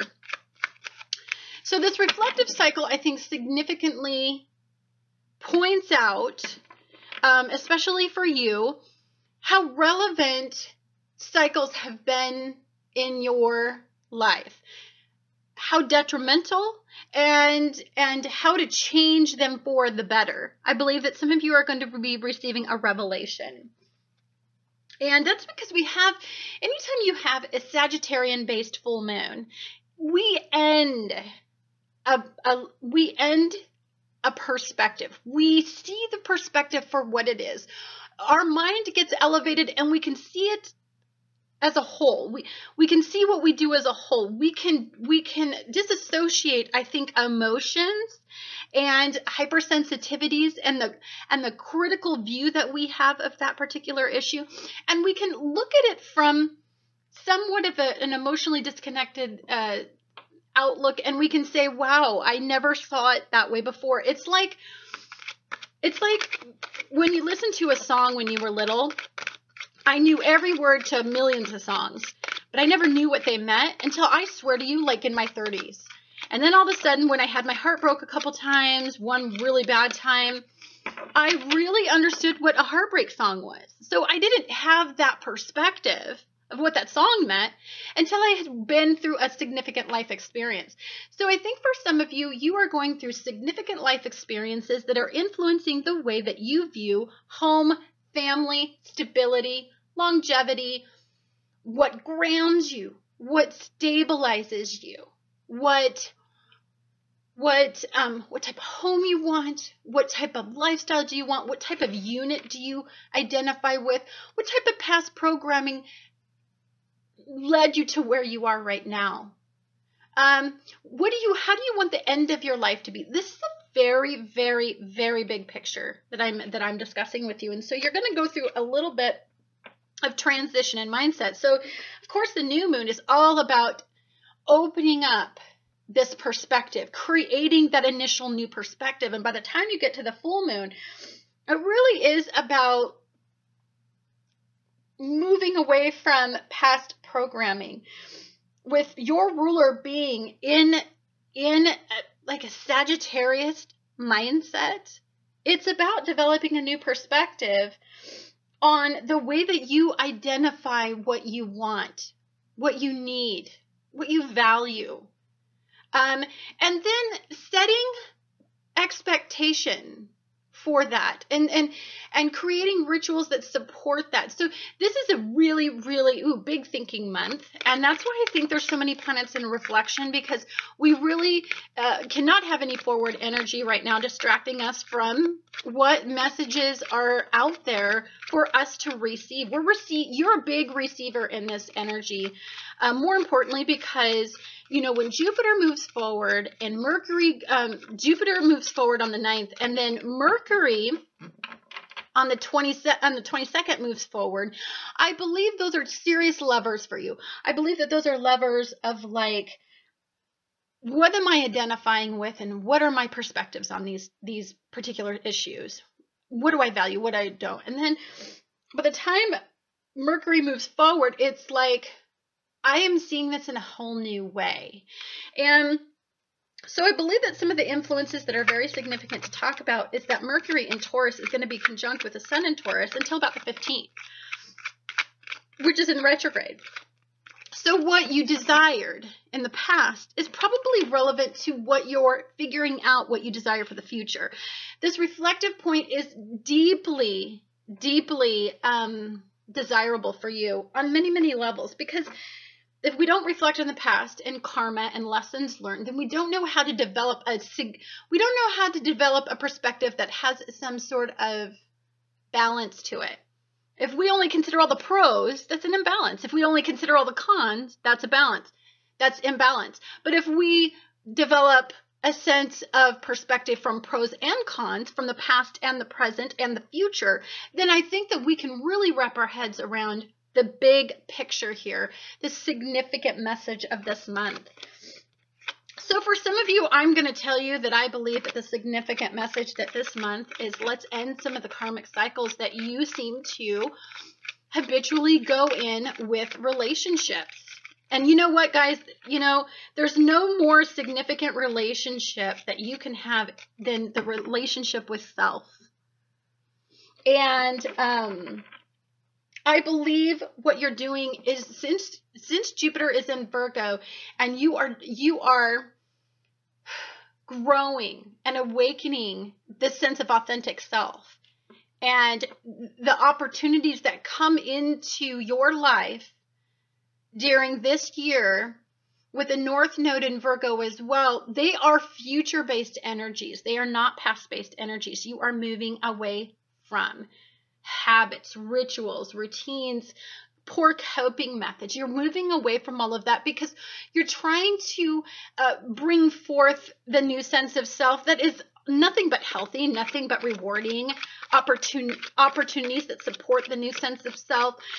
So this to me is a significant end of a chapter for you as we go through this intensely reflective cycle. I think you're going to see something incredibly significant. So let me get the indicator card out so you guys have something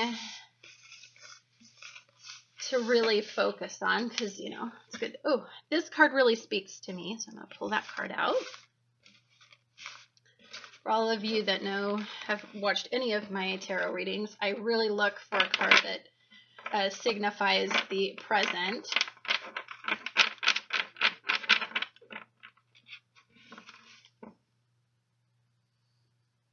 I am going to take this card that's sticking out and put it here. Don't know why. I was just told to. I do what I told. When you're spiritually guided, you don't get the messages while you're getting them. Especially when my ruler's in retrograde, please. I don't know why I got that message. Okay.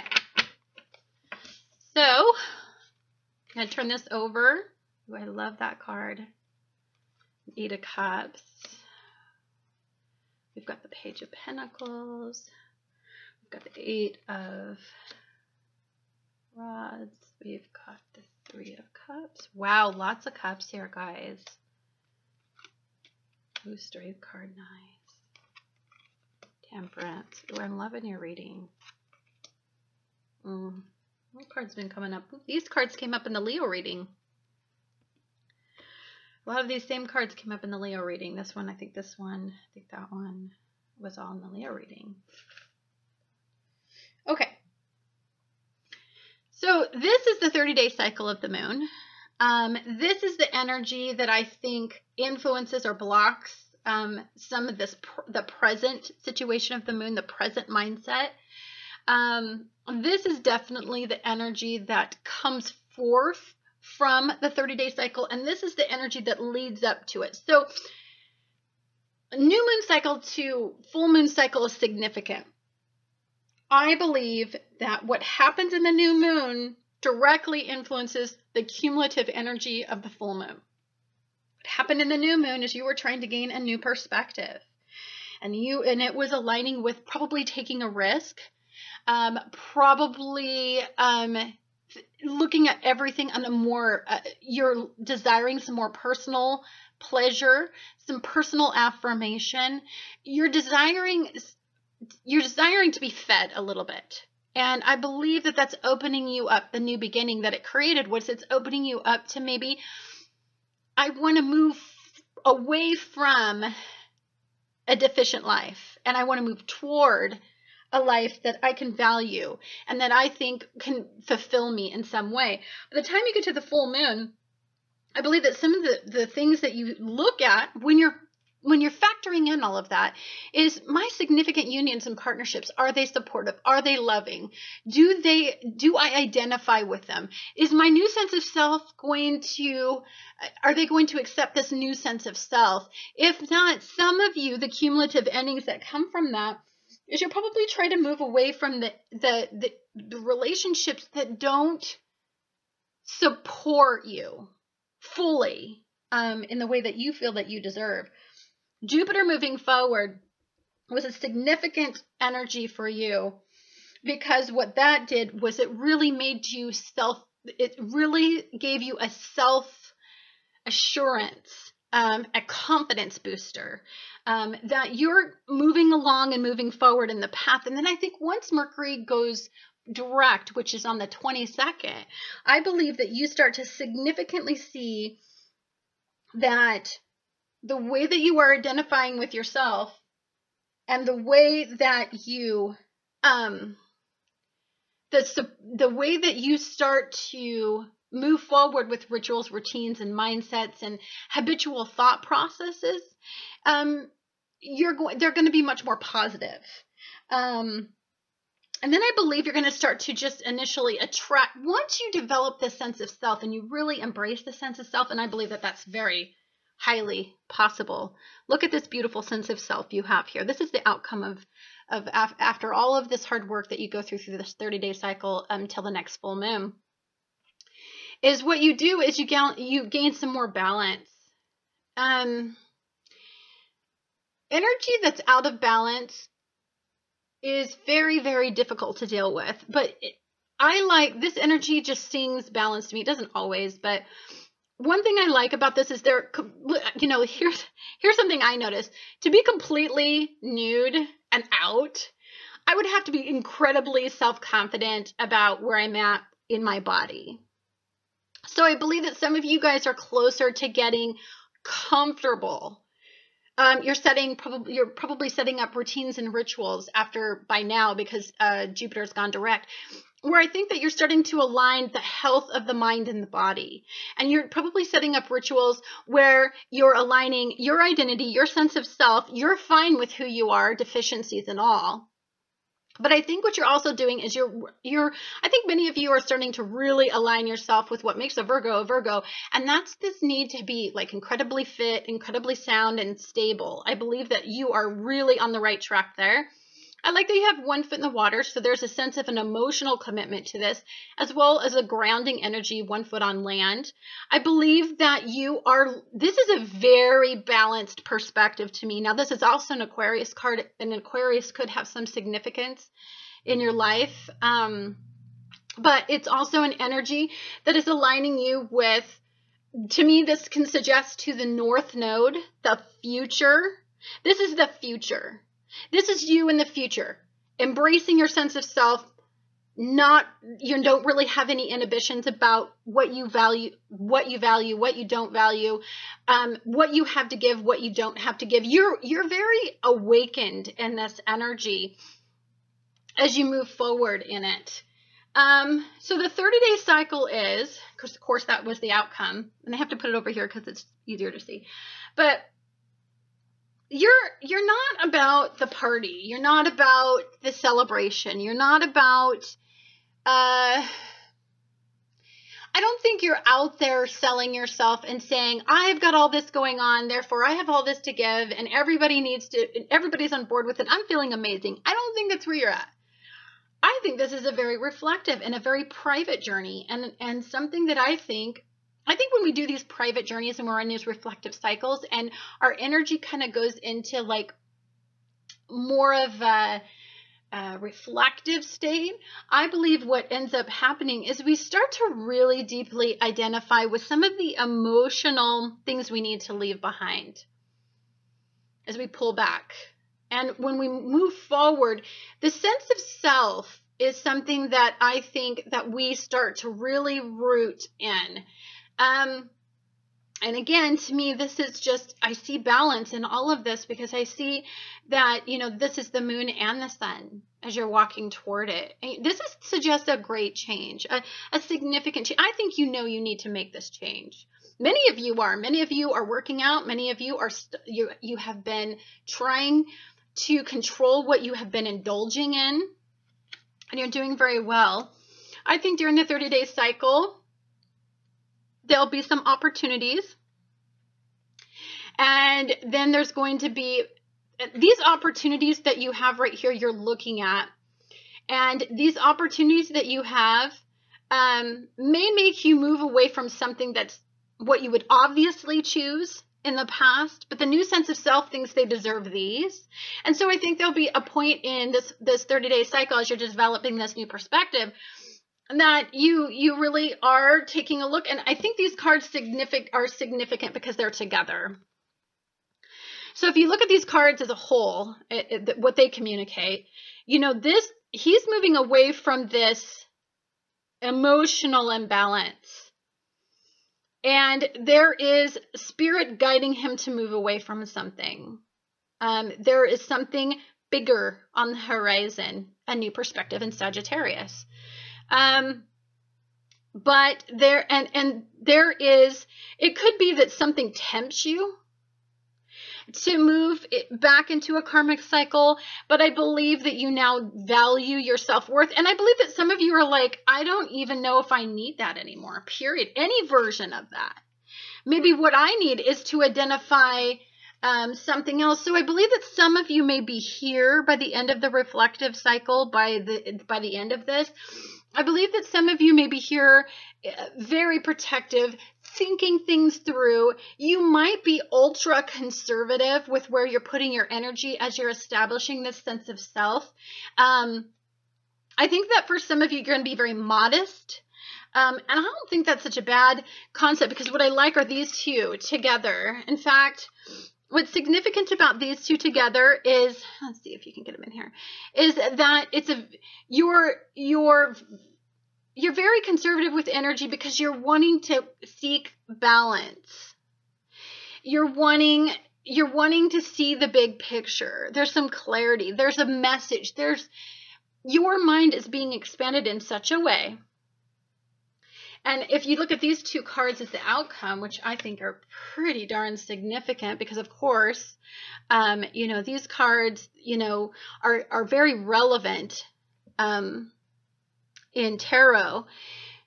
If you look at these, you want to be very mindful of balance and perspective. And the pros and cons are very significant. Yin and yang, probably going to be amazingly significant for some of you moving forward. There's a need. I think what you're doing is appreciating the lessons from the past. You know, when you put these two together, or these three together, I'm sorry. Let's put these all three together because this is the future concept of this full moon. I believe what this deeply says, if you look at this entire message, let me see if I can do this with my hands. Maybe not. Can I? Yay, I got it. So I believe that when we have the Three of Pentacles, I think we were grandstanding. I think we were used to proving to others the way we felt. It's not like people just energetically accepted the way we were. It's like we had to prove it.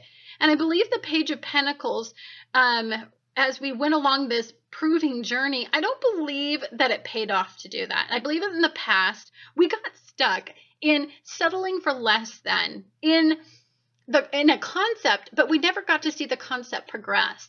I think as we move forward, and we develop this broad perspective and we start to learn something, we start to deeply identify with something, a new path, a new way of doing things.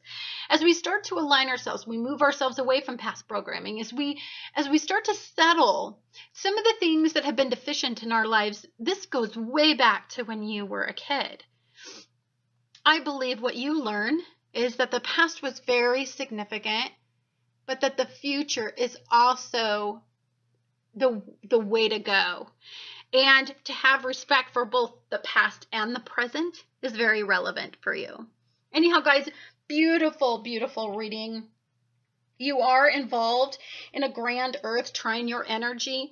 There's liftoff. You're moving away from these karmic cycles and relationships. One of the ways that you can understand what type of relationship you have with yourself, if you're on the right track or not in what you're identifying with, is through others. Others will point you. If you are attracting a lot of crazy relationships or instability, then you know that you are crazy or unstable in some way.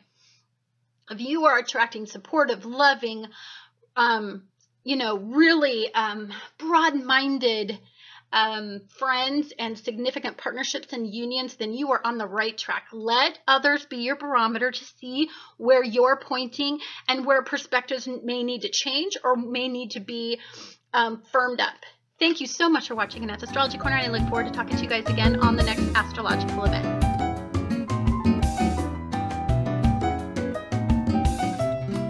Dear Libra, this is Annette with Annette's Astrology Corner, and this is your energetic reading for the full moon that is going to be happening in Sagittarius for you. Now, this full moon in Sagittarius is very significant because I believe, well, Venus is going to be in Taurus, but it's going to be opposing the full moon.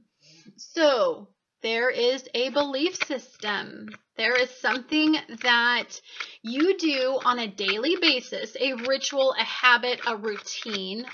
I believe that this has a lot to do with the way that you think on a day-to-day basis, is going to be opposing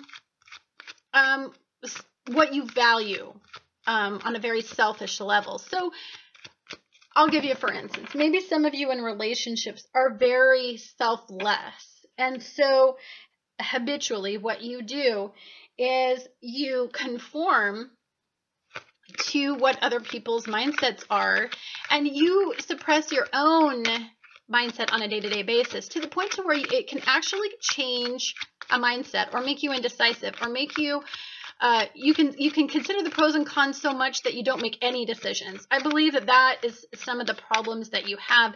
I believe that people in your immediate environment are deeply influencing on a day-to-day basis, the stability of some of your mindsets, the firming up of some of your belief systems, or the validity of some of your belief systems are being influenced by these people in your life that are on a day-to-day basis. So I did want to talk a little bit about the monthly aspects for your ruler. I know it's a little late, but oh well. So from the 1st through about the 24th, Venus is in Taurus, and it is, when Venus is in Taurus, it's about, I believe it has a lot to do with financial security, compensation. It has a lot to do with what you value intangibly. Tangibly, meaning, you know, if you look around, are you in the lifestyle that you want? Are you receiving the sort of financial support that you deeply deserve and want at this time?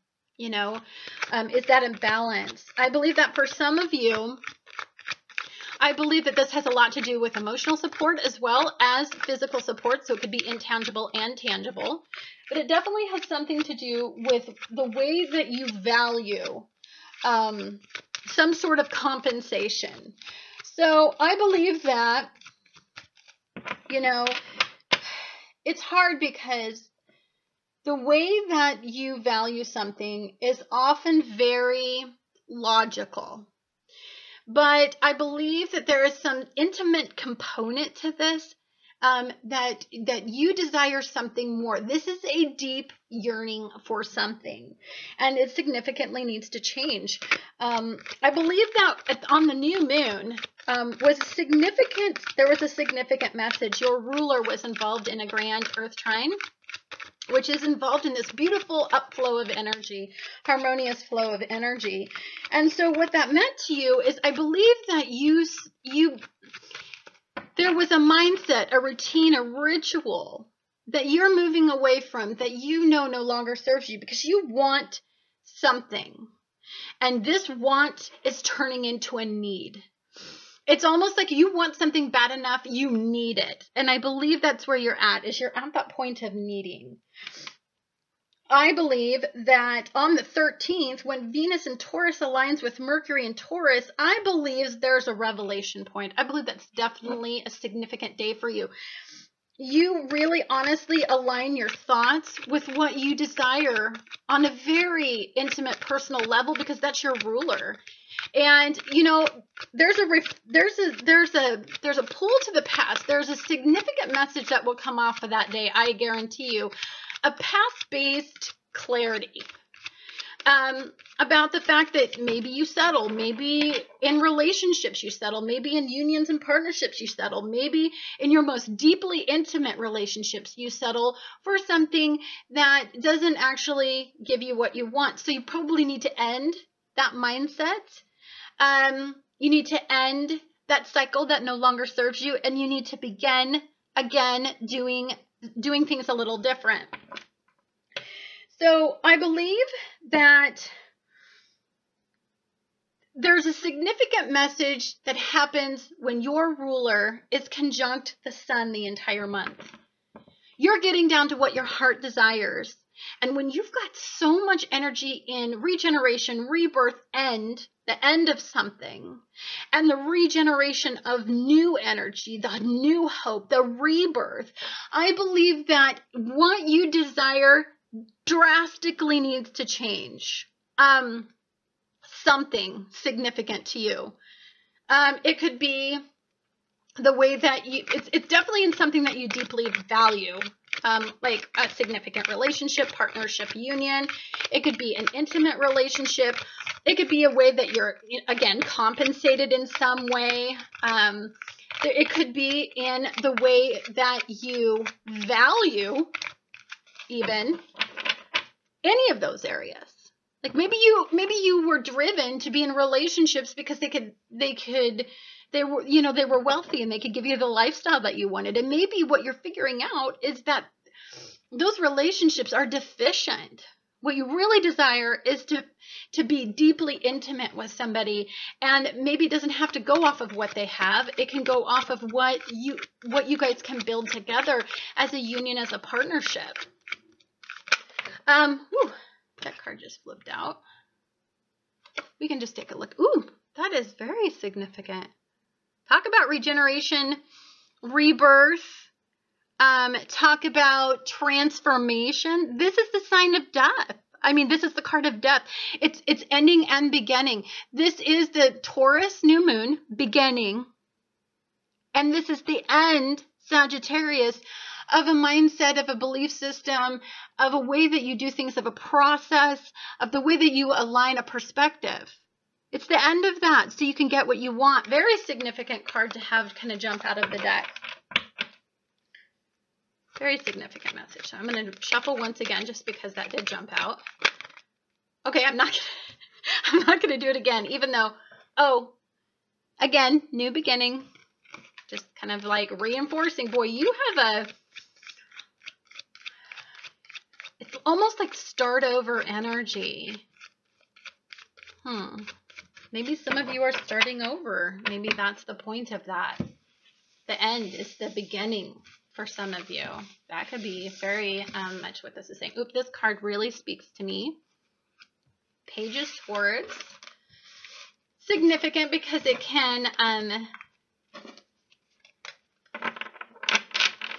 definitely mean that there is a message to be received from the past, from the past reflection, from this karmic 5 planets in retrograde.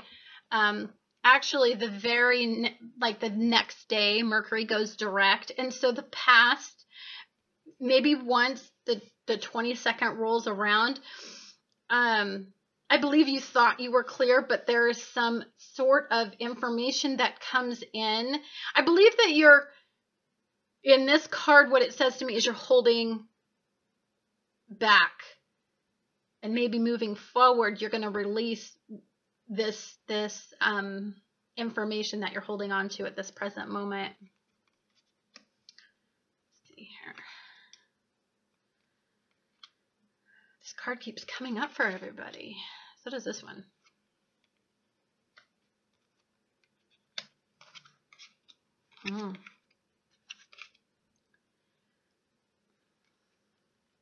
Oh my gosh, I can't even tell you how many times this card has came up for people in all my readings. It's a very significant card, but it's in the reverse. So let's talk a little bit about this process. From the 1st through the 18th, Venus is going to trine Jupiter. And so I believe what you're really doing is releasing yourself from a mindset that I believe at this point doesn't serve you anymore. It's not forward moving energy. It's suppressed energy. It's you move backward when you think along these lines. And maybe that's what this energy is about. It's looking back. Some of you may be looking back at the past and thinking you had it better than what you have right now. I don't know why I got that message. I just did. In fact, yeah. And you're making a decision. Do I go backward? Do I go back to something where I felt more abundant, where it felt better? To me, this suggests that because this card's in the past, but she's looking forward and maybe starting anew on something that's past based. It could be, for some of you, it could be a new start that has potential. And it was once, your mindset on this particular issue was once you may have been very grounded when you were at this point in your life in the past. And maybe you're getting back to that mindset, that perspective for some of you. I think what's hard about these two energies is that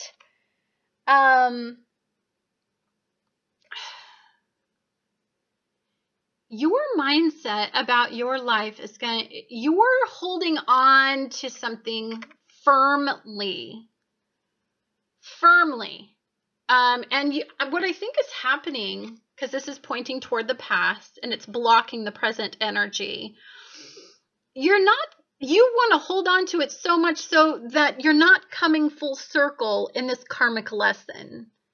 You're not allowing yourself to be karmically released. And you know what? This entire, the new moon, the new beginning, with this broadening of a perspective, you have to let go and stop repeating cycles that don't generate. If the card were like this, I would say, wow, what you're doing is you're going to be moving toward the end of this karmic cycle. But I believe for you, I think you're applying way too much logic to this situation. Way too much logic. You can get stuck in, here, why don't I move this over because I think you can see it better. You're applying way too much logic, which is very easy for such a logical source of energy like you. But, you know, I can honestly believe that it's not serving you to do that. Maybe some of you are holding on to a past love, a decision you made in your past that you regret. That's definitely making you a little bit conservative about moving forward in the energies as you're being guided to do. Some of us during this cycle are going to be feeling a sense of loss, remorse, guilt, sadness.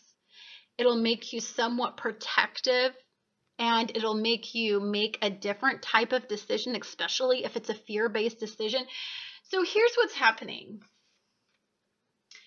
When emotion, when intuition, when you are being guided to move forward and you are not ready to fully embrace this new perspective, what you trigger, your trigger is let's apply some logic. Let's look at the pros and cons of it. And that is going to hold you back. That's what this energy is all about. These two are resistant to the message. Resistant to the way that you are being guided to move forward. You want logic to prevail. You are not interested in this feeling of, you know, this to me feels like the energy is it's earth, wind, fire, water. It is a very grounded approach to making a decision. It's very conservative, very logical. When you get this type of energy, it's earth energy, you make a different decision when you're in this mindset than when you're in a completely logic, reason-driven mindset. When you have Mercury sitting in retrograde, what's very difficult is, I think Mercury in retrograde is making you rigid and unwilling to accept this into your life. I believe that you are maybe a wise woman, a woman who has been through similar cycles, is trying to guide you away from this logical thought process, help you make a decision. And her concepts are maybe a little bit too freaking out there for you to really fully grasp. And I believe it's starting to sink in. But she's got this point, you're here, and then logic is ruling it. So don't be so logical. Allow this energy to come in. This is a major arcana. It's in reverse, which suggests to me that there's an imbalance in the way that you're going about making this decision. It's almost like you're allowing logic to make the decision for you because you kind of don't have the cojones to make the decision for you. So you're like, okay, well, I'm going to research it out, or I'm going to logically take a look at this. And if I logically analyze it, this is the way that it's telling me to do it. But I don't believe that that's going to fulfill your heart, fulfill your soul, you know, fulfill your masculine and your feminine nature, fulfill you completely. So you've got to stop not allowing, sometimes when you're so logical, I find that when I talk to extremely logical people, they don't get astrology. They don't get the metaphysical environment.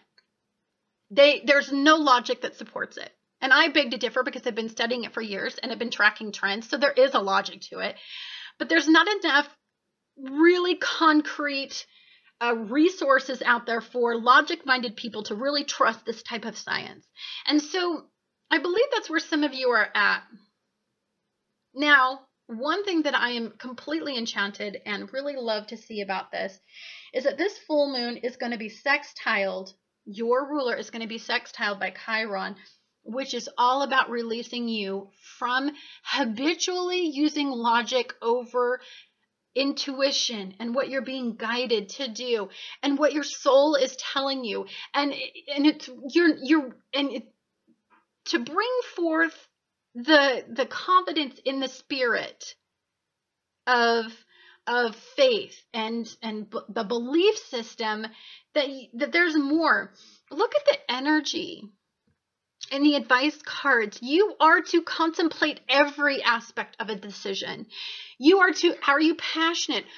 How do you emotionally feel about it? What can you tangibly get out of it or intangibly get out of it?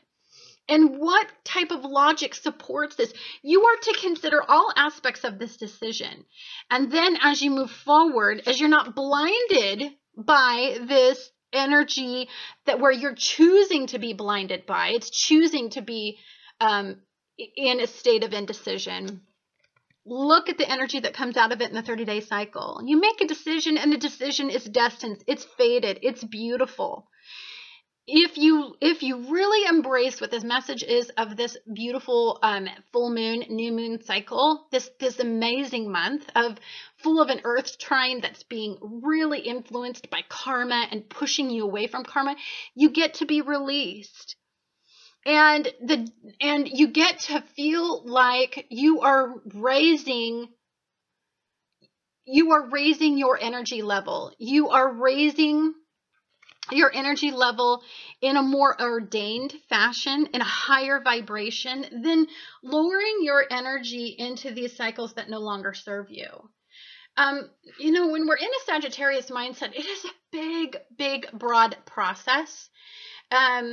It's faith, it's hope, it's the elevated mindset. It's not so much relying on that day-to-day, what logic tells you day-to-day you should do. It's about looking at things from a whole different perspective and contemplating that into the big picture, into these daily decisions that you're making. Anyhow, guys, thank you so much for watching Annette's Astrology Corner, and I look forward to talking to you guys again on the next astrological event. Dear Scorpios, this is Annette with Annette's Astrology Corner, and this is your energetic reading for the full moon that is going to be happening in Sagittarius. I wish I would have got to this information in the monthlies that I couldn't get to my monthly readings just because my computer retrograded, and then I don't even want to talk about the rest. 5 planets in retrograde, my chart ruler being in retrograde. That's all I got to say. You have one crazy month filled with lots of different possibilities. So Pluto is going to be in Capricorn. It's going to retrograde the entire month. And then Mars in Sagittarius is going to retrograde. But Mars is then going to move into Scorpio as of the 27th.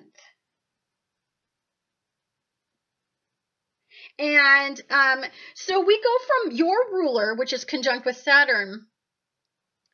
You're going to be aligning the big picture, aligning your perspectives with what you value most. You're going to be moving. Okay, so with your ruler in retrograde, conjunct Saturn in retrograde, there's a need to get control over maybe a way in the past that you dealt with progression. Let's say Mars can be a deeply intense sign in Scorpio. So Mars can intensify the way that you feel, and make you passionate enough to move away from it, but it can make you intensify to a degree that's kind of blinding to people. So I think what you value at this point is not, I think you value a more balanced perspective. You realize that getting your point across and moving forward takes respect. And if you come off so intense all the time, it makes you look like you do not have enough control, which people don't respect. So I know that when Scorpios are deeply intense, I avoid. I'm going to tell you straight up. For one thing, I'm a Gemini rising. We avoid everything. But for two, it's because I don't like that emotional level of intensity. I avoid it. So I'm not saying that what you're intense about is not relevant. And the way that you move about getting it is not relevant either. But I'm just saying that your perspective is probably changing on that, as Saturn is influencing you to gain a little bit of control, to stabilize it, to add some structure to the way that you move forward, the way that you're understood, the way that when you're trying to teach somebody something, that you're not coming off as an overpowering energy. I think that that's very significant this month, because holy crap, Mars in Sagittarius is going to be conjunct Saturn. It's going to be squaring off with Jupiter. It's going to be squaring off with Neptune. And that is an intense energy. And those are until about like let's say between the 17th and the 21st is when those energies, the squaring ends. So I believe that some of you, if you're going to attract hope, friends, the way that you network yourself, the way that you are understood by others, why you value the friends that you have in your life, how you go about getting these friends, how you connect with people, all deeply needs to be in a better perspective.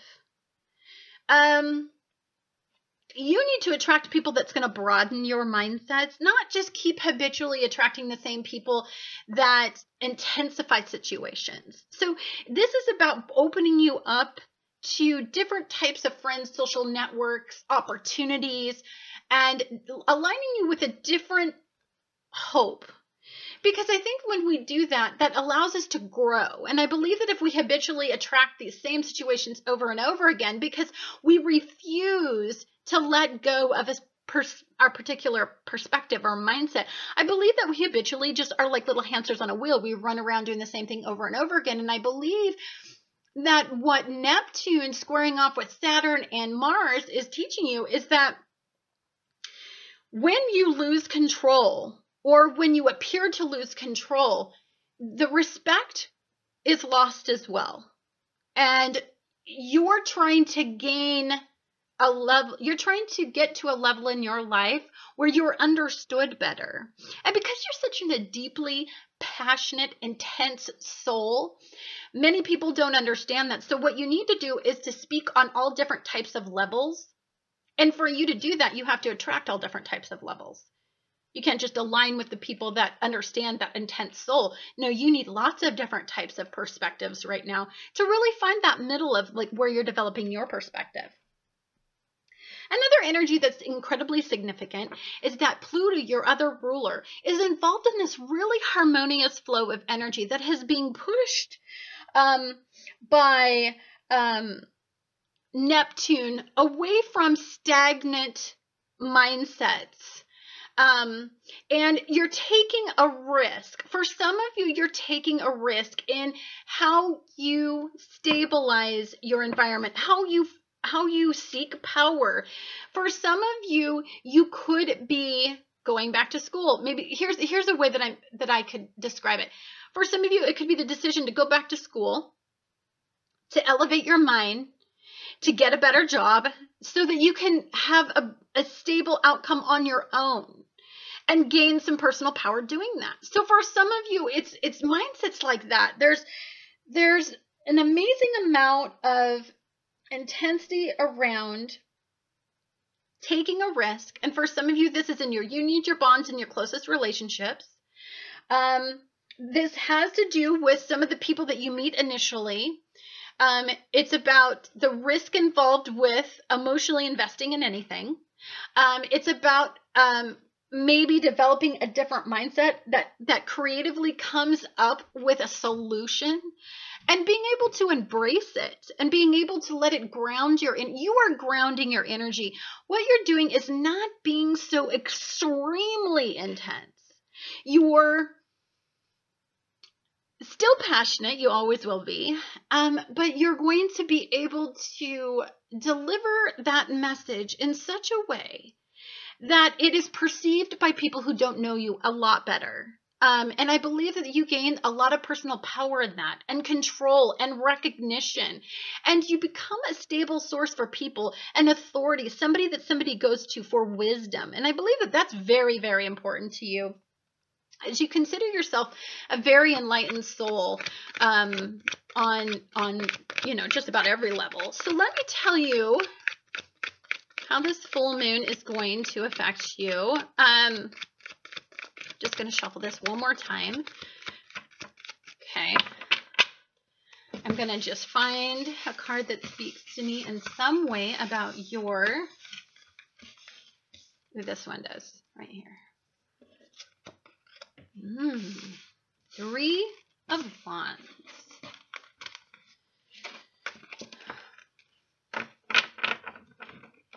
What message I get about that is that I believe the past will realign you with your passion. It'll definitely solidify what you're passionate about moving forward. There's something abundant in your past that you may have missed that has relevance to the future. You may be lost in thought, and you may be trying to find a way to Mars,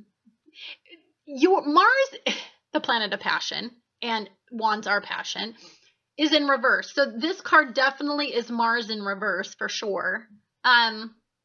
In Sagittarius, so to me there's a concept, you're trying to get control of something, and for some of you, you may be holding on to something that looked like there was potential. If you look at this card in the past, it seems to be at the same level as the future, but it's not. It's just on elevated ground.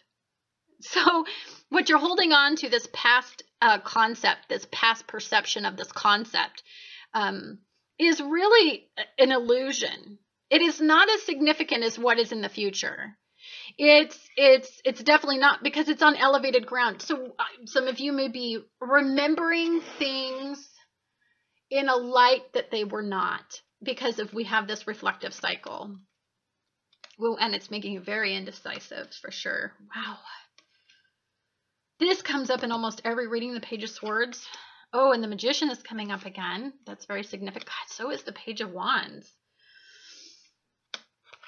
We're having a lot of the same cards identify themselves. And the messages in those cards, yes, we've had a lot of significant repeaters throughout this. So, of course, you're just a deeply, deeply complex energy for me to talk about. So, both of your rulers in retrograde this month suggest to me that, you're going to raise the intensity about how you feel about these past karmic cycles. I believe that as the month changes, you will identify, I think for some of you, it's definitely going to be who, and for some of you, what you absolutely deeply value. And the perspectives that you value, and why you have those perspectives, who you're attracting, why are you attracting those people. Those are going to be some of the significant questions that come out of that. Now, this full moon is going to be, Mars and Sagittarius retrograde is going to be conjunct the full moon in Sagittarius. So there is a pull to figure out something from your past. There's a pull to align you or realign your energy. I believe that this card is very significant to me for you, because I And this is the blocked energy that blocks it. So I believe that in the past, okay, so you're holding on to something from the past, and I believe you deeply identified this issue. I'm sorry, I think you deeply, I think you defended the way that you felt about this issue in the past.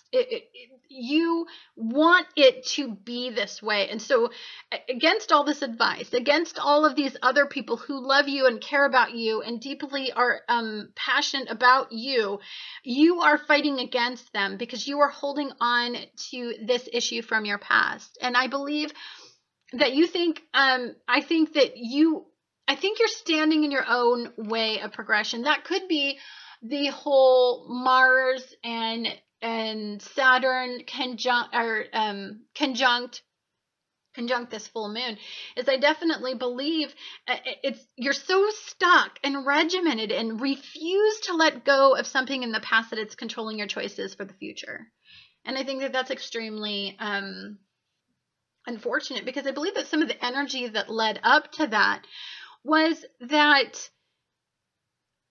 when you look back at the past, you feel that you have identified the problem. You feel that you know all there is to know. And so I don't think you are respecting this reflective cycle to the degree that I wish you would. Look, you've got the Queen and the King of Swords in reverse. This is the past and this is the present.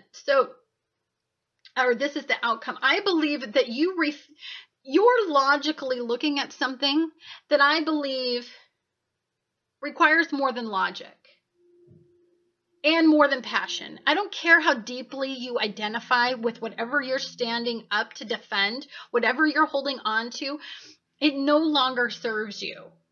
But you are logically reasoning that it does. Like in your brain, this is the information that came out of this significant life lesson, but I believe it's not. I believe there's more to be told.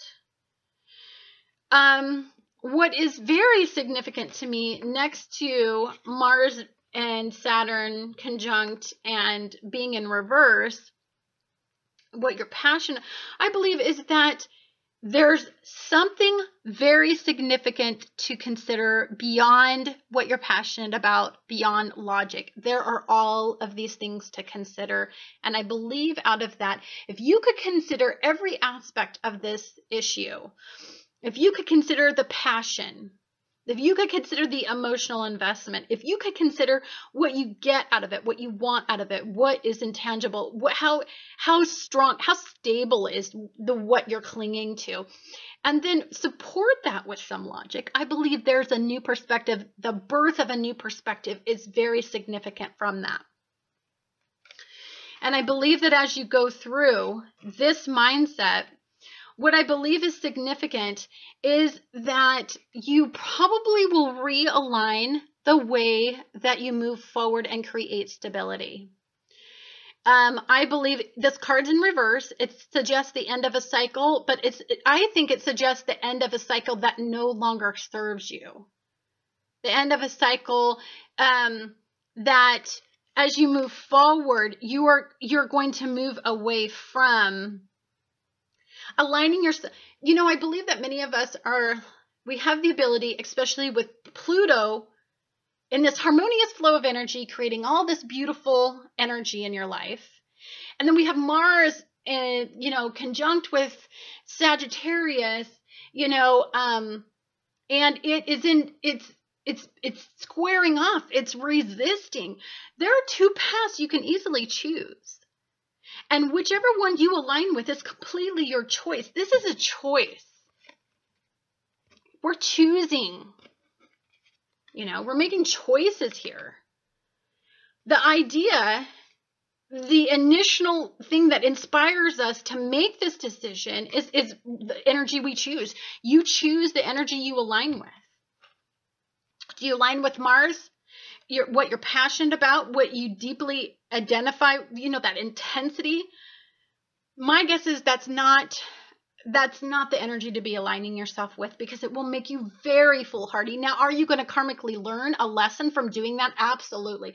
It's not a waste of energy if you choose that energy source, because I think that Saturn being in Sagittarius in retrograde, it's a karmic cycle that maybe you need to complete, maybe you need to go on, maybe you have not learned all there is to learn from that. It has not elevated you. It has not awakened you yet. It may, throughout this 30-day cycle, get you to the point to where you're done with that energy, where you're done fighting, where you're done holding on to concepts that no longer serve you, where you're done defending something that gets you nothing, doesn't get you what you're passionate about, doesn't get you what you want. So what I believe this has to do with, and this is the Devil card.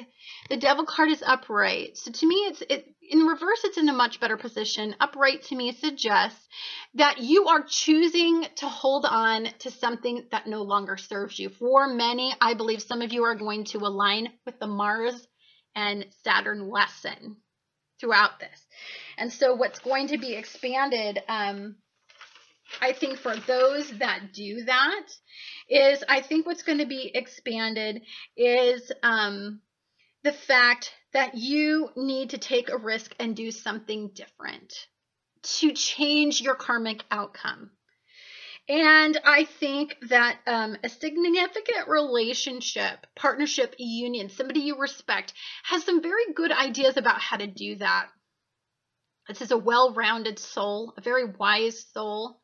Somebody who really enjoys aligning with new ideas and concepts. They're very, very intelligent. They're very broad. I would suggest to you that probably it's some sort of Sagittarian-based mind, significantly influenced by Sagittarius, because this is a freedom. This is a free spirit. If you start talking to this person, I believe we can kind of get down to the bottom of some of the ways that I believe that you just... you really want to stay, you really want to keep moving forward. Over here is the smooth water, and you could be sailing toward that. But I believe this boat seems to me, you know, the message is it wants to keep going toward the turbulent water over here, not the calm water. It can easily turn the boat that way. Whoops. It can easily turn the boat that way and go to the calmer waters. But it's really, I mean, you're an intense soul. Maybe you like the drama. You know, maybe it stirs things up and keeps the pot interesting for you. Maybe some of you are bored. And maybe the concept is maybe you got to do something. Maybe what you got to do is get back to doing what you're passionate about and stop being so logical about what you're passionate about. Change the way that you do. Develop a different concept. Bring an end to the duality of this message. And do something different. Release ego. Release the ego. And it will help you stop making these blind decisions based on just logic when you're not a soul that should ever make anything on logic. Are you kidding me? You're a soul that should make everything on instinct, gut, on your intuition. You don't, I mean, logic to me, the strongest thing that stood out on this was this cup. That's your energy. That's your element. And it's upright and it's full. His hand is directly above it. I believe intuition needs to guide you out of this. And then the cumulative ending to this, to me, is that you're going to find something that you value more than these habitual ways that you stir up your own energy. Anyhow, guys, thank you so much for watching Annette's Astrology Corner, and I look forward to talking to you guys again on the next Astrological event. Sagittarius, this is Annette with Annette's Astrology Corner, and this is your energetic reading for the full moon that is going to be happening in Sagittarius. Sweetie, this is your full moon. I'm just so happy. A lot of good things are happening for you this month. One of the things I found very significant for you is that your ruler, as of May 9th, goes direct from being in a retrograde position. That is very, very significant, because for some of you, what that does is really help lift off a beautiful, harmonious flow of energy, and it'll just inspire you. It'll make you extremely optimistic. It'll make you feel a little bit more like that huge, beautiful spirit that a Sagittarius has. And it'll make you feel a lot more authentic. One of the things that I think is very significant is this balance that I think you're going to start to become closer with between home and family, what you desire, about what type of environment you want, what type of home you want, where you want to live. Maybe some of you for how you were past programmed into believing that you did not deserve some sort of recognition, some sort of success, maybe you're just moving away from and you're ending a cycle that no longer serves progressive energy. For some of you, this could definitely mean that you move closer to the life path that you were always destined to. And, so many times in life, we are programmed into believing that we don't deserve something, that there is something, we need to conform. We need to resist our authentic voice. I think you're better at this than most because you have a much more elevated mind. So your experience with kind of standing out and being very, very different is something that I think you take a lot of pride in. But I believe that there was a situation that came up within these last few months that really had you believing for a little bit there that you were not going to be able to balance and get it all. Like you either had to have one energy or had to have another, but you couldn't have it all. And, that is such a limiting mind belief system. But with Jupiter and Virgo, that's not an energy source that you deeply identify with. So it played with your head a little bit. It made you too critical. It made you get a little lost in that energy. You're moving forward now. I love that as soon as Jupiter went forward, it was like a release, and it was like, oh my gosh, I'm ambitious again. I'm feeling better. There's a sense of just true progression, and then you're just involved in this beautiful harmonious flow of energy, which I'm completely jealous with because it's lifting your spirits. It's lifting your optimism. It's creating opportunity. It's elevating your hope. And I believe in that because that's what gives us the confidence to move forward and away from the past and toward the future. So your energy in this harmonious flow of energy is going to change some of the routines and rituals that you do, I think, very, very easily in your home and family to support this your ambitious nature. I believe that you're going to gain a lot of support. And I also believe that that's something that you deeply value at this time is this support.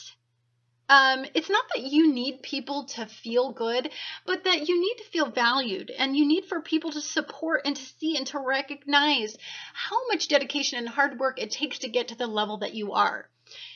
What people don't understand is you guys are very, very successful individuals, and it takes a great deal of dedication to get where you are. And what people don't understand, because you make it look so easy, is that it takes a lot to get there from you. And it takes a lot of determination, and it takes a lot of support. And I think that you persevere whether or not you have it or not. But I think that that's unfortunate because I believe that you deserve to have it all, all the support you need. You need to attract the people in your life that value the hard work and dedication that it takes to be you. I believe that there's a lot of significant energies that are happening throughout the entire month that I want to run through. Jupiter is going to be opposing Neptune. So there's a sense of needing to create balance and look at things from both perspectives, which is going to broaden your perspective. Some of the significant energies that's going to be happening in Sagittarian energy is, of course, we have the North Node in Sagittarius. We have the full moon in Sagittarius. So you're ending and you're moving forward in such a way where I believe that you habitually start to do things that have balance and consideration of others. And you are much more compassionate about some of the repercussions of some of your actions. I believe that Saturn is going to keep you extremely grounded. It is going to be influencing your identity. If you are excessive in any way, Saturn will come in and limit you. And it will point out the past. And it will say, stop doing it. It's very, very specific in this message. That is a significant energy source that runs throughout the entire month. And then toward the end of the month, I think that there is a message from a partner that kind of points out that there's a little bit of instability. I don't think you're quite understanding the concept of both perspectives. It's really hard. You're really, really intelligent. You have a great deal of life experience. You are you absorb an environment and you interpret it in such a way that you can pull out the lesson in just about anything. Does that mean that you enforce that lesson? No. It means that you have an opinion about it. It doesn't mean that you live it. And I believe that maybe a partner shows you just how much you kind of need to grow a little bit in keeping things in perspective. This is somebody that you recognize. This is somebody that you are deeply, deeply bonded to. It even could be somebody that you inspire to be like. And so you're really trying to look at both sides, and it's revealing when you do that. It awakens some perspectives. And then I believe that the North Node and your ruler meet up at the end of the month. And there is a very significant forward message that you need to receive. And this message has everything to do with how you're going to balance out moving forward. What you're wanting, you're so ambitious that you can lose track of what ambitious can do in your life and what it can take from your life, how it can, you don't see it. You just see your eyes on the ball and you see what you see. Ooh, my eye is attracted to this one for some reason. King of Cups. And so toward the end of the month, I believe you'll get some clarity. When your ruler speaks so closely with the North Node, I believe you get a little bit redirected when that happens. And that's good. That's definitely a good energy. It doesn't always feel the best, but it's definitely good for you. So let's talk about your full moon. This is a very significant time for you. So we have the King of Cups, and the King of Cups is, oh, I know why. The King of Cups is in reverse. That's my present card. Ooh, that card came up again, and so did that one, and so did this one. Oops, so did this one. I mix these things up so much, I don't understand how they keep coming out. But oh my God, I swear to you, I don't know what's going on in the world, but there is some amazing energy having to do with the star. That's coming up again. That's coming up again. Oh, my Lanta. Okay. Your full moon. So I'm going to immediately start to talk about why my eyes are being drawn to this one, the King of Swords, which is our outcome. Whew. Okay. The full moon in Sagittarius is going to square off with Saturn.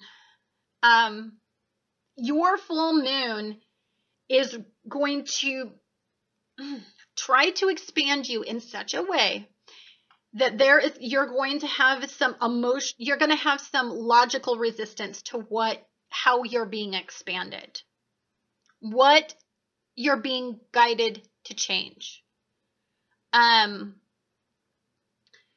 I believe that it creates a little bit of confusion. And, I don't believe we have a mutable T-square. We have a mutable Grand Cross at the end of the month.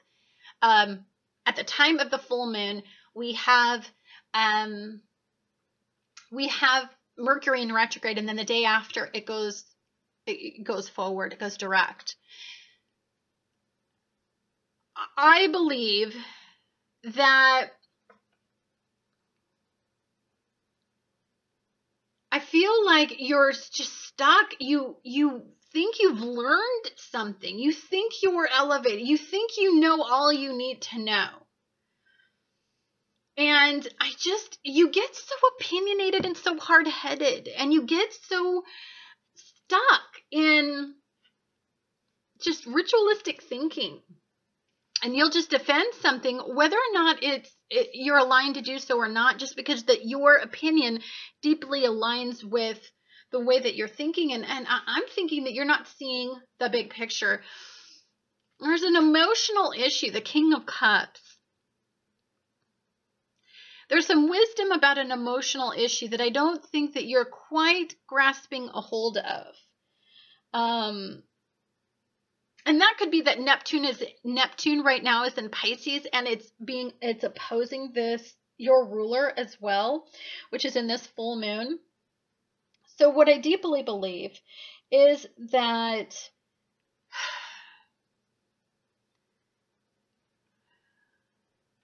I just believe this emotional situation has a lot to do with the fact that it's like logically your mind tells you, I'm ambitious. I need to be moving forward. I put enough energy into this issue.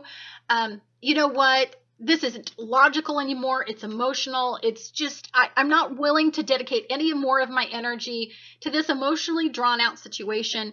I really just want to move forward logically. Do I think that's the way to go? Nope. No, I do not. Because here's what happens when you do that. This is the blocked energy of the present. And you know what? It's exhausting to you, and it hurts the other person when you do that. And you know what? It creates instability mentally and emotionally. If you discard somebody's feelings, if you discard the validity of this emotional situation because of your ambitious nature, because you want to get back to who is you want to get back to the 10th house where it's all forward, where it's all ambitious, where you're going toward your goals, you know, where you're back to you. You know, Jupiter just, it went direct on the 9th. It's in Virgo. You want to start going for it. You're done with this emotional, boy, I gotta, walk on tiptoes. You're not going to do that anymore. So I believe that for some of you, please respect that there's just a little bit more information that you need to consider. There's a cycle that you're in because Mercury is in retrograde. It's a habitual way of thinking, and you need to change it. Let's complete this cycle. One of the things I warned you guys on when I did your monthly reading is that I warned you that you guys might, when Virgo goes direct, you might just be so forward that you forget the lessons of the past. And I believe that is such a waste of all of the energy that's been in the past. It really is. And it won't serve you moving forward. This card it represents authority, and it represents structure, and it represents stability. It's somebody you can count on. It's a firm ground to me. Also means Aries to me, but it's a firm mindset. It's so what you're trying to look at all these beautiful cards. There is so much beautiful energy to come out of this energy source. Look at all of these. I believe that, one of the things that you have got to embrace about completing this cycle is you have to have patience for the time frame that it takes to complete a cycle. Even though you're incredibly ambitious and there's some forward energy in you, there are so many planets, Pluto being one of them, is still in Capricorn. To me, this kind of represents Capricorn too. It's still in retrograde. There's planets still in retrograde. And so have respect for that life lesson. When your intuition starts to guide you toward recalling that life lesson, I really believe that what's so hard is you've been suppressed, I feel, by this reflective cycle. So you're just ready to go for it. You're just optimistic. You're ready. Your heart is overflowing with what you need to do. You're directional.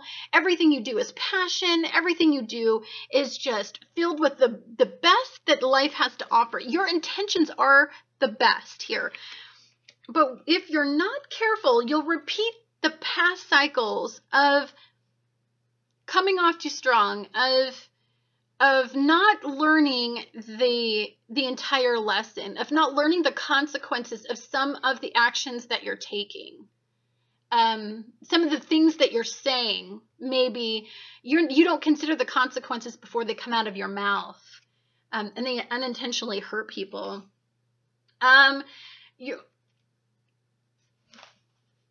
You need to really deeply consider the past and the life experience that you just put into walking out of a karmic cycle, because you have the possibility to end that karmic cycle and then have this emotional fulfillment.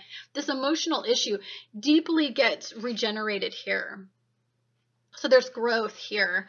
There's lots of growth if you're humble enough to accept the fact that there is limitation, and that there are life lessons, and that you are manifesting a sense of new identity. This is you solid, stable. This is you balanced. This is you in the midst of all this powerful energy, you're still grounded. You still are emotionally grounded, and you are still physically grounded.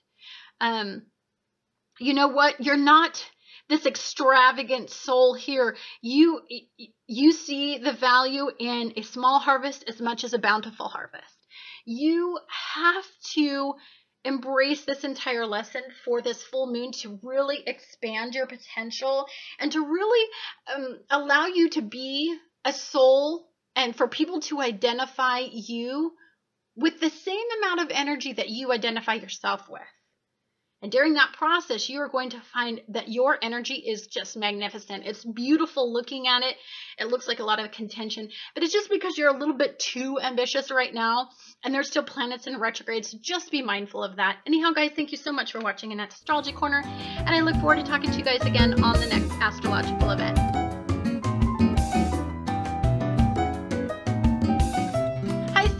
This is Annette with Annette's Astrology Corner, and this is your energetic reading for the full moon that is going to be happening in Taurus. Now, for you, I want to talk a little bit about the energies that are going to be at play this month. I didn't get time to do a monthly. So from the first to the end of the month, you are being challenged to merge the lower mind and the upper mind. You are being challenged to, on a daily basis, do things different, do things in a whole new way, maybe look at things from a different perspective daily. This takes a great deal of discipline. It could be why Saturn right now is in Sagittarius conjunct with Mars, both in retrograde, because you know, this isn't about moving forward and having the control that you desire. It's almost like you have to have the lack of control in this area to fully embrace what is truly being asked of you. So there's something to me that suggests that you're not in balance, that you're resisting embracing this brand new perspective.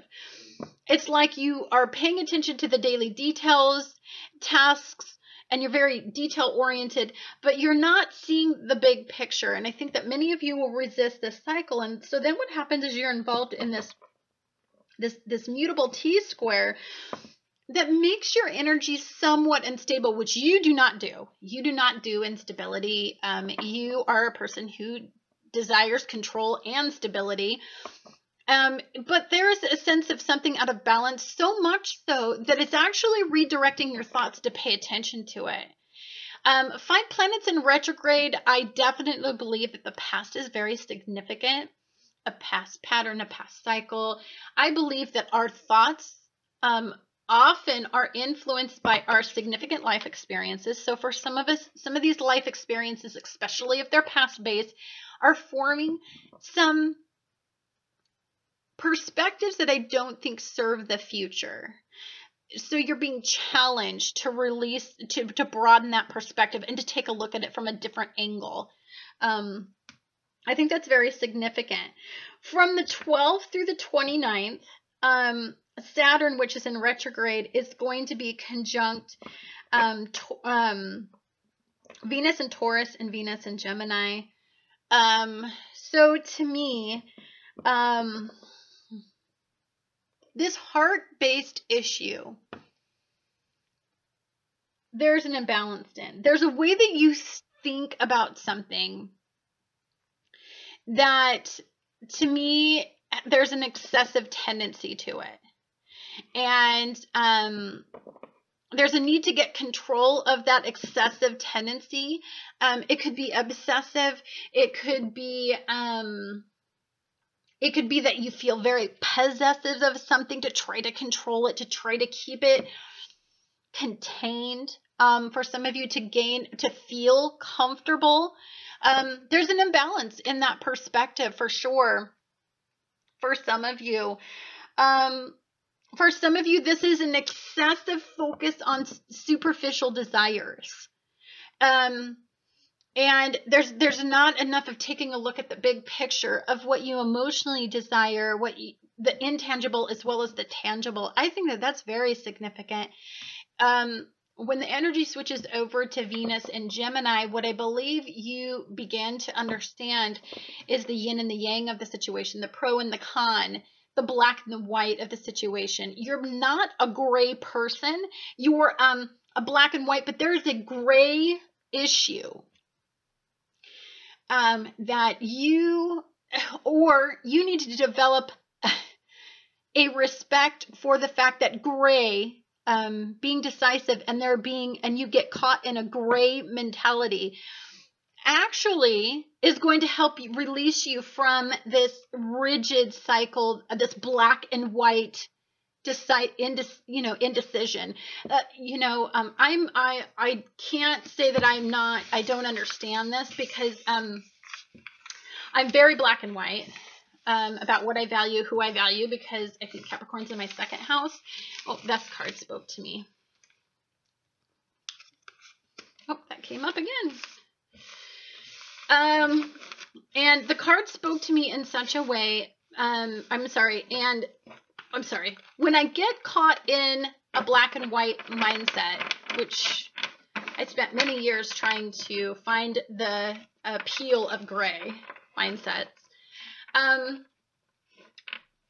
I think gray now, as I've developed a greater understanding of the word gray signifies to me faith, hope, a belief system in something bigger than myself, belief system in something bigger than what I see and what I feel at the direct moment.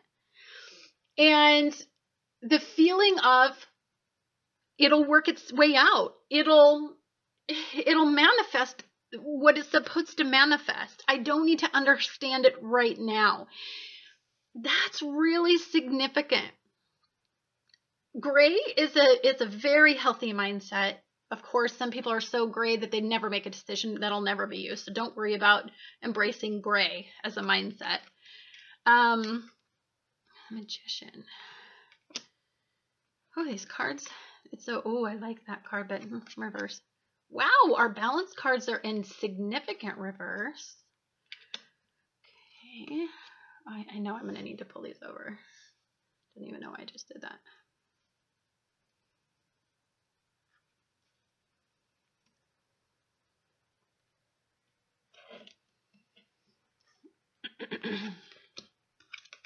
Oh, goodness.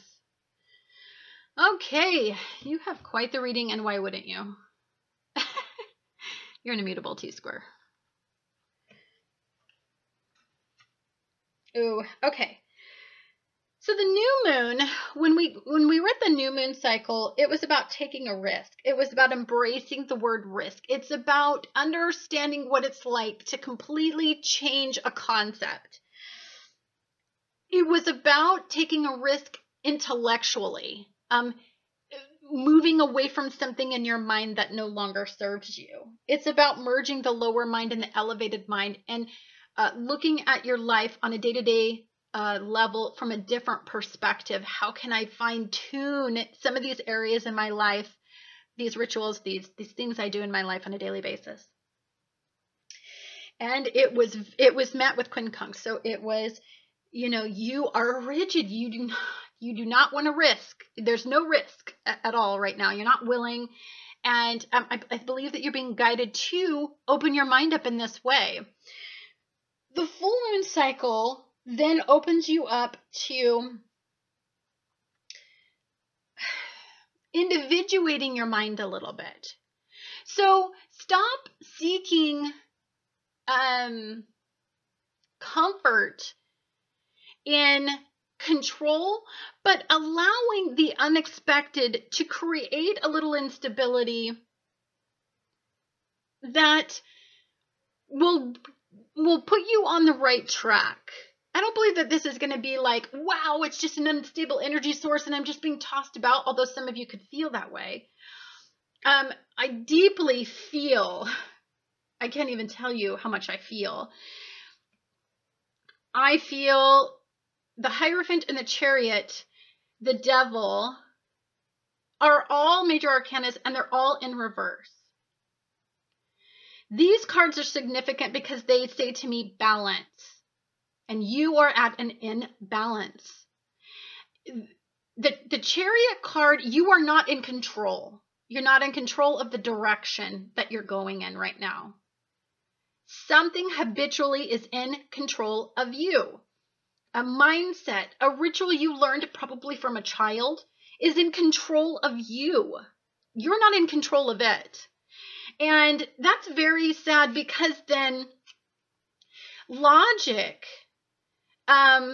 you can't apply logic to this scenario. So this makes you very, very emotional. This to me is very, even justice is at a point of opposition. You are not in balance and you need to find a way to stabilize this energy. It's like you can't see, you are stuck in the middle and you refuse to see, you won't be gray. That's what it is. I see nothing but gray in here and you refuse to see the color gray. You are having conversations. You are recalling the past. You are involved in something where you do not want to see their perspective. You do not, maybe you guys are at opposing mindsets and so you do not see merging these mindsets.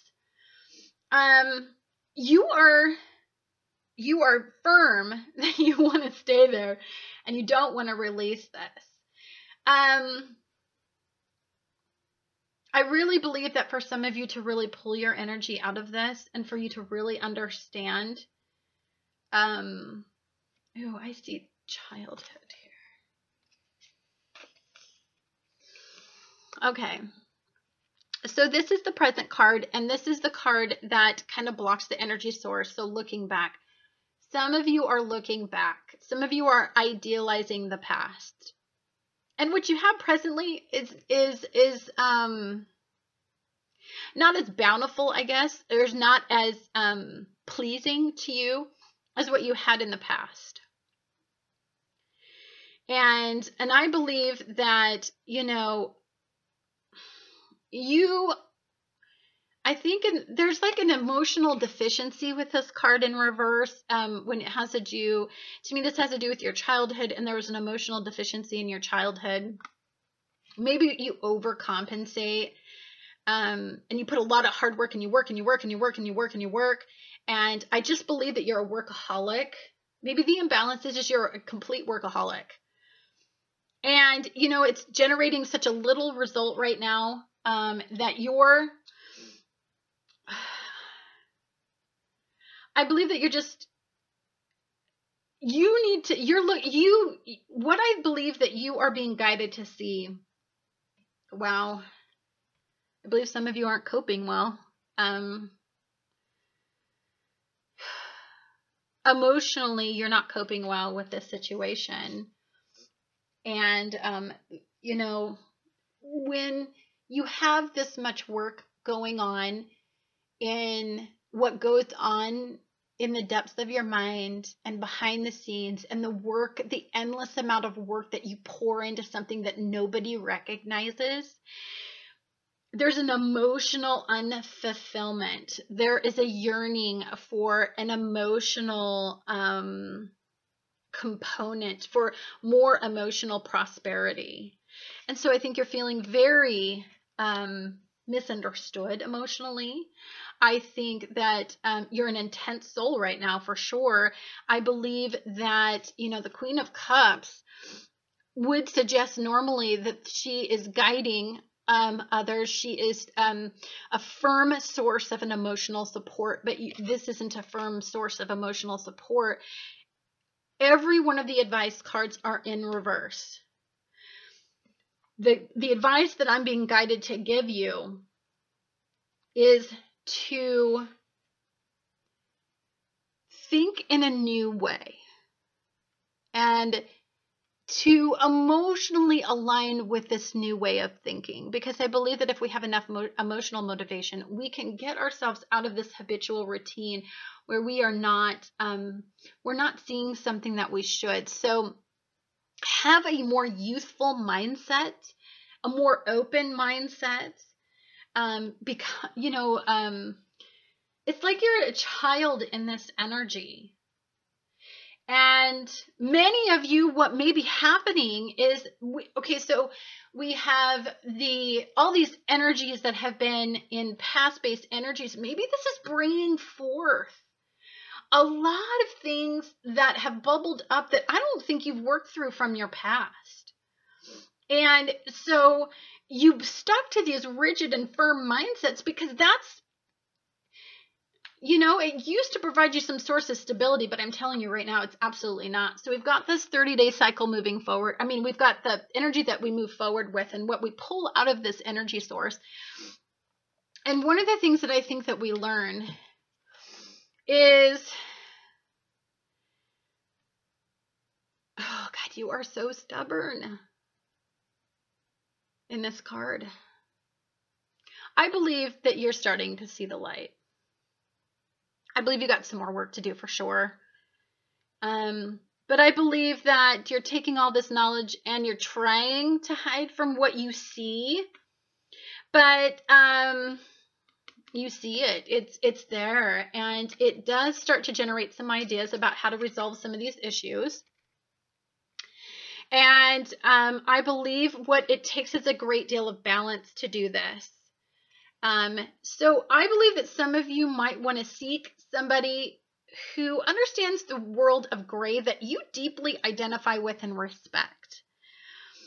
Somebody who is a wise soul, somebody who has had significant life experience to counsel you a little bit on seeing all aspects of this issue.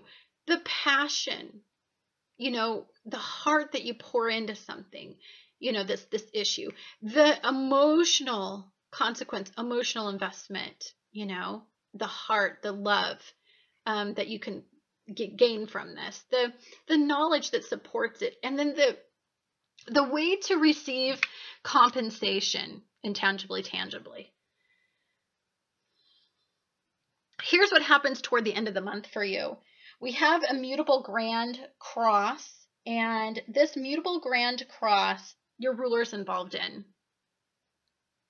So this will make these situations even more confusing because you're resisting the growth. I don't believe that you're intentionally doing it. I believe that it's something that happens because it's difficult. This is difficult. This isn't easy for you to expand in this way. Don't be lost in this month. We get out of these reflective cycles. The very next day, Mercury moves forward in Taurus. I believe that we start to feel a little bit better. Just don't get too indulgent. Don't get excessive. Don't hide.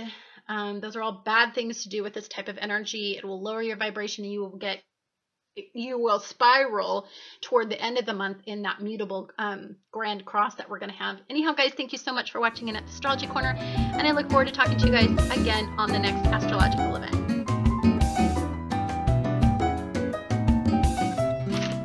Hello, Aquarius. This is Annette with Annette's Astrology Corner, and this is your energetic reading for the full moon that is going to be happening in Sagittarius. Now, for you, I do want to discuss a little bit about the planetary influences that both your rulers are going to have, because I think it's significant. I should have did it in a monthly, but I didn't have time. My computer retrograded. So, all this month, Saturn is going to be in Sagittarius, and Uranus is going to be in Aries. And your rulers are going to be trining each other. So it's going to be very hard for you when opposing energies. The reason why Saturn is in your life and Uranus is in your life is for balance. Saturn, whoops, it could be significant further down the line, so I'll just show it. Saturn is an energy that can help balance out the explosive nature, the volatile, the instability, the extreme of Uranus. But when they're trining each other, I don't believe you have that. You don't have that ability to have that stability. So I believe that there's an extreme situation and an extreme issue that's going on in your life that is extremely one way or extremely the other way, but it is pushing this to the point of such an extreme that I believe that eventually you will see the need to control this area in your life, because Saturn is not there to stabilize the source for you. I know this has something to do with the past. So this is a pattern, this is a mindset, this is a belief system that you do habitually over and over again that you can't get off the wheel on. You are a hamster on a wheel in it, and you cannot get off.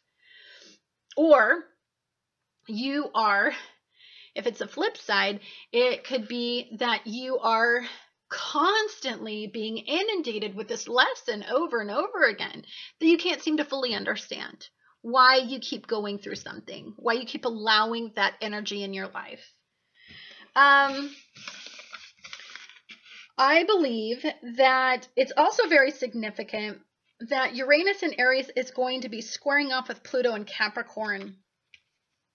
The things that you do on a day-to-day basis require you to reflect on how powerful how much power have you been able to maintain doing those day-to-day, in that day-to-day thought process?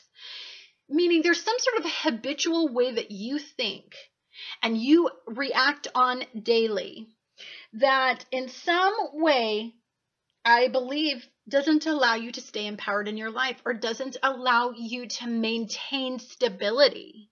Am I saying that all of the Aquariuses out there are unstable? I'm not saying that. What I am saying is that there is a significant imbalance in your life.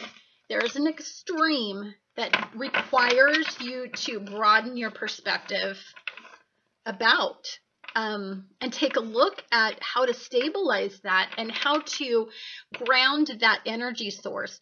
We have a beautiful energetic alignment right now that is really, it's a beautiful trine of energy that's being lifted off by Neptune and Pisces, that's being stimulated for you to move away from a karmic cycle. And for some of you, unfortunately, because you're so hard-headed, you have to have this extreme unpleasant experience for you to be like, moving away from that. So here's a card that spoke to me. Oh, it's the Lovers. This could also be a Gemini for some of you.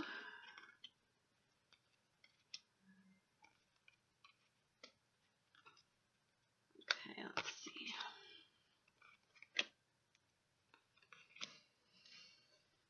Oh, the Sun card is beautiful. I love when they get the Sun card. Okay. So that gives you something a little visual to look at while I am talking about your energies. Now, something that's significant that comes to mind is from the beginning of the month to the end of the month, your ruler is going to be squaring off with Jupiter, which is going to be in retrograde and go direct. And it's going to be squaring off with Neptune and Pisces.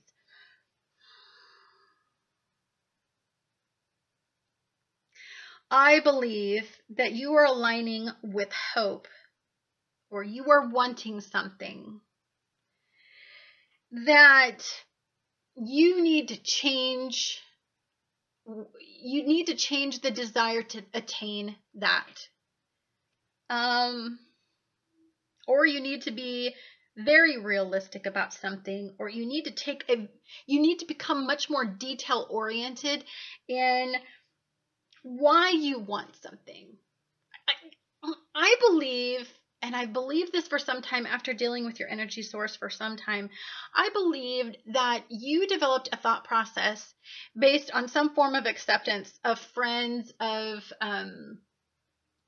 you want to be accepted as this enlightened soul that does nothing but, you know, on a daily basis, inspire others to choose these paths. You're very... If people were to listen to you and some of your really progressive ideas, they would understand that even though they seem unrealistic, there is something amazing about many of the thoughts that you have on a daily basis. But here's the way that I think that you misunderstand or misrepresent yourself, is I believe that some of you get lost in they get lost in the message that you're trying to give because you're so busy trying to deliver the message that you're not understanding the way that you're delivering it. So I believe that when Mercury goes into retrograde, one of the things that you're going to learn is how much you value the significance in your opinion and the way that you give that message and the way that you're understood on a daily basis. This is something that you're being molded to and guided to understand. I believe that you're resisting the end of a karmic cycle, the end of, I believe that you're resisting the point of this point of contention, the reason why you go through what you're going through. I believe you're resisting it. And I believe that you're resisting it and you're holding on to the end of the karmic cycle, but you don't want to let it go, because I believe that letting go of something then means you're letting go of something that I think you deeply desire. And do I think it serves you? I can tell you right now, I do not think it does. This card immediately came to my eye when I saw it. It's like you're defending a position that nobody agrees with. And you're such a progressive soul that I believe that taking stands like this is something you usually have to do. But I believe that you're missing something. There's some knowledge that you need to attain from doing that. You're missing the point of making those choices over and over again. So I believe that what's very significant about this point in your life is I believe that it really is redirecting your thoughts away from past programming, past cycles, the past that no longer serves progressive energy. I believe it's directing you away from limiting perspectives that no longer serve progression. But I believe also what it's asking you to do is take a risk and embrace this new perspective, this new concept, this new way of thinking. And it's very difficult for you to do. I see this card, you're going to struggle in this 30-day cycle to do that, because what is being given to you by the universe, you're being guided to accept is this beautiful, and you are being guided. And the message is clear.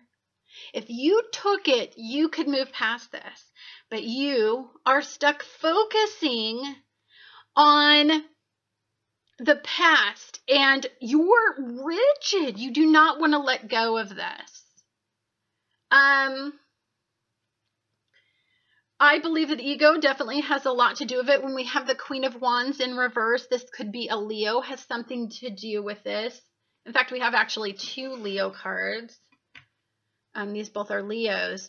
So I believe that a Leo is definitely a point of contention. A Leo mindset, a Leo taking action maybe could also be something that is a point of contention for you to make a decision. To make a decision regarding love, regarding the type of partnerships, unions. When you have Venus in Francis, when you have Venus in quincunx with Saturn, to me this suggests, and I'm gonna see. I just saw something that I think is desperately significant. I think that from the 12th to the 29th, there's going to be some sort of epiphany that happens regarding a decision, especially regarding unions, partnerships, significant relationships. I believe that when Venus dumps into Gemini, I believe that there is a risk that you are being asked to take that I don't know if you're completely aligning with. I believe that when Venus moves into Gemini, it could be a friend. It could be taking a risk with a friend. It could be a Gemini energy in your life. It could be making the decision to move forward in love. Whatever it is, it definitely, this card always represents Jupiter to me, the Wheel of Fortune. And it's looking back at the past. I believe that up until we get to the point to where we have Venus go into Gemini, I believe that we're still, we want somebody from the past, maybe. And there's a difficult situation. There's a difficult situation with this person that we're fixating on, this union, this partnership. You know, there's a bad feeling. And there's been a lot of conflict over this situation. And I believe that there's a new opportunity to move yourself away from that. If you choose this guided gift, you're being guided to choose, but you are looking back and you're still fixating on this past cycle. And I mean, what type of, I believe that there's a lesson to be learned, and there's the wisdom of making the right choice. But I believe that some of you caught in this habitual pattern refuse to let go of that. So as we get to the full moon, I believe what happens is we still have your rulers really not balancing each other out, and we have we have Uranus squaring off with Pluto. I believe that there's something that there is a logical, rational way to look at this, which you're very good at. And I do see that eventually it will bring forth a significant rejoicing opportunity.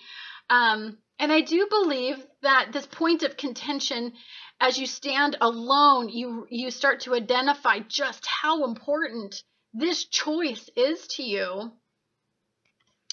And I believe that you walk away with a little bit of war wounds, but I believe that some of you get something that you think you want. you get some attention you think you want, or you get to move forward a little bit, but boy, it's such a price. So I believe that the outcome to that is, in the end, I believe that you're going to start moving toward a feeling of abundance, a feeling of fulfillment, a feeling of like all of that hard work was not wasted. This month is very transformative.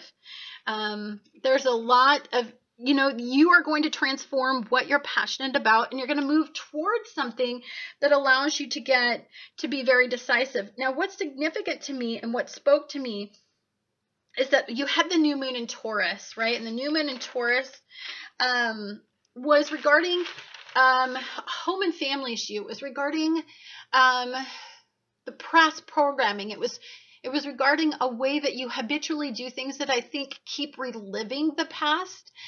For some of you, that's because, that's the way that you grew up. But I think that on the full moon, the cumulative ending of that is you quincunx out doing that. Completely you are done with that cycle. I think Jupiter is going to bring some clarity. There's a feeling of reflection that Jupiter will bring. It's it will bring some of these habits, these low vibrations and energy to light. Maybe this is the awareness, the awakening, the bringing forth of wanting more, of deserving more, of feeling like you're entitled to more. And then you get it? The outcome eventually of all of this super confusing energy, because as we get to the end of the month, we have a mutable grand cross, and your ruler is involved in this grand cross, and it is opposing this Gemini energy. Gemini energy is very interesting for you this month. So let's look at all the energies that I believe deeply talk about the Gemini energy. These energies are, you're fighting for something. There's a will. You're determined to get something that you're deeply passionate about. I don't feel like, for some reason, I feel like it's less than. It's like a settling type energy. I don't know why I feel that way. Because I believe at the bottom of this energy is you need to make a change, fighting for something that no longer fits in your life. It's not logical. It's not wise. And in the end, it hurts you. So I would say don't. But what do I know? But I do believe that this Wheel of Fortune, it will reveal the karmic cycle, the lesson to be learned, and you will gain some wisdom and some knowledge from this cycle. I believe that's highly possible. Anyhow, guys, thank you so much for watching Annette's Astrology Corner, and I look forward to talking to you guys again next on the next astrological event.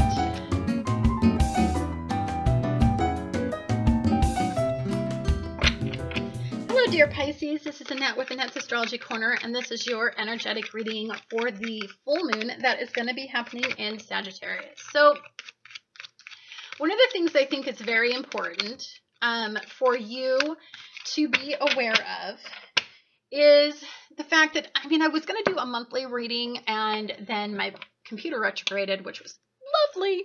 So what I end up wanting to do is just tell you how your ruler is going to be influenced throughout the month during this full moon reading. So for the rest of the month, you have some sort of reference as to what your energy is going to be doing. So your ruler is going to be in Pisces all this month, and that is really working on your identity, what you idealize about your identity, what you hope to be, what you want to be, what you dream is your outcome, but it's making it extremely a realistic expectation. And Saturn is really working to remove the idealistic component and more basing your identity on reality. That's going to be what this month is about for you. From the first into the end of the month, well, let's just say the first to the end of the month, your energy is going to be an energy that lifts you off. propels your relationships forward, or the way that you identify your relationships, your unions, your partnerships. The routines and rituals that those relationships settle into on a day-to-day basis, I think is very significant. I believe that you're stabilizing some of your very significant relationships. And what I believe that you're doing is you're revealing yourself in these very significant bonds and partnerships. You're allowing people to see you for the first time. But I believe that for many of you, the journey is you finding you and not so much you attracting the right person, although that could very well happen as you identify yourself and become familiar with yourself and you embrace your authentic spirit. Then I believe you would start to attract energies that see that side of you. I believe at the same time, you know, you have Mars and Saturn conjunct, keeping you very, very, very grounded and giving you enough opposition to not get carried away with how you develop your sense of self. Toward the end of the month, your energy is going to be involved in a mutable grand cross, and this is going to be a point in your life where I believe that, you know, your relationship with money, your relationship with what you desire, the way that you identify these areas, the significance that you put on these areas, the recognition, all of these, the most important areas of your life, I think that you're going to firm up what you want from these, what you value in these areas. But before you do that, you're going to be pulled in all different directions to try. There's going to be such an extreme tug of war that I believe that it easily shows you what you want and what you don't want, which is very good for you because sometimes, you know, it's very difficult for you to fixate on one specific outcome because you're such a mutable creature. And, you know, whatever source you're around, whatever environment around, you can easily mutate your expectations to match. So let me find a card that speaks to me. That one does for some reason. Ooh, that card came up again. This card has been very significant in this reading. It was significant last month too. So we're still probably working through, well, and it makes sense to me. This card right here, the Nine of Pentacles, is just an energy trying to ground your energy, to create stability, longevity, for you to take pleasure in the simple things, and for you to identify the starts you need to make and the abundance that can come from generating new starts, especially if there were some past-based ideas. I believe they have some significant purpose in the future. This card is always coming up to you. Okay, that card too. I can tell you my significant cards this month. Okay.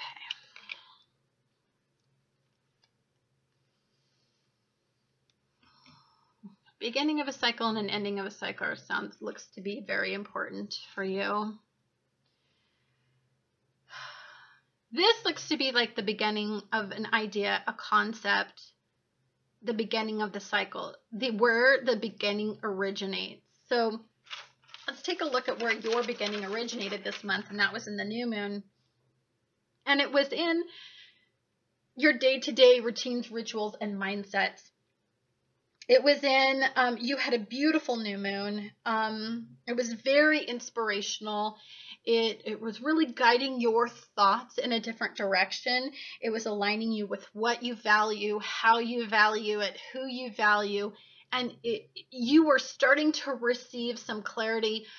The problem with this energy is at the same time you're involved in this mutable T-square. So there's all of this optimistic hope being grounded by retrograde energy and being grounded by, you know, this mutable T-square.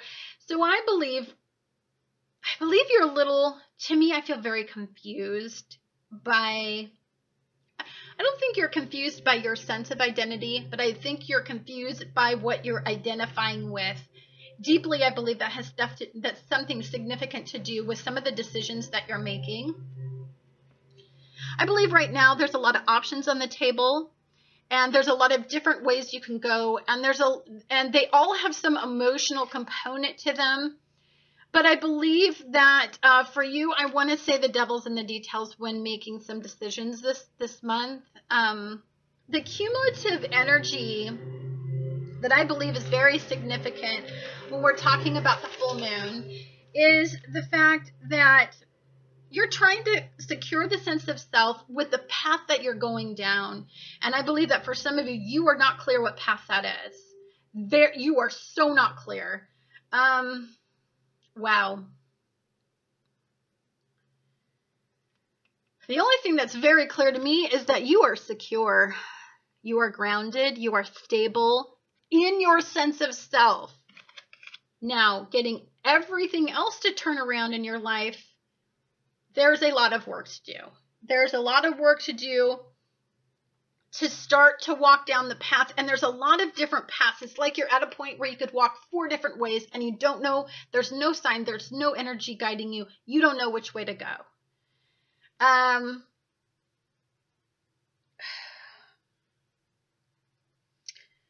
There's a couple different ways you can choose to align your energy. There is a state of confusion you could avoid.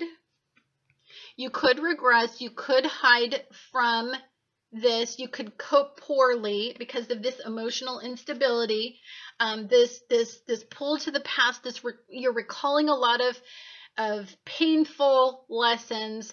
There's a lot to be learned in this month, and it is a lot of reality, lots of reality on the table here. And it's grounding your choices, and but you know, I'm not feeling like you're liking what it's saying. The cumulative energy, I think, is that earth energy is probably the best way to go. There's a simple choice. There's a decision that is very,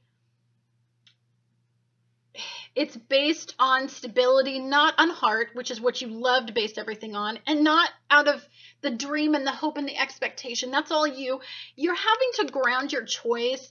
And that doesn't feel as like you're getting exactly fulfilled.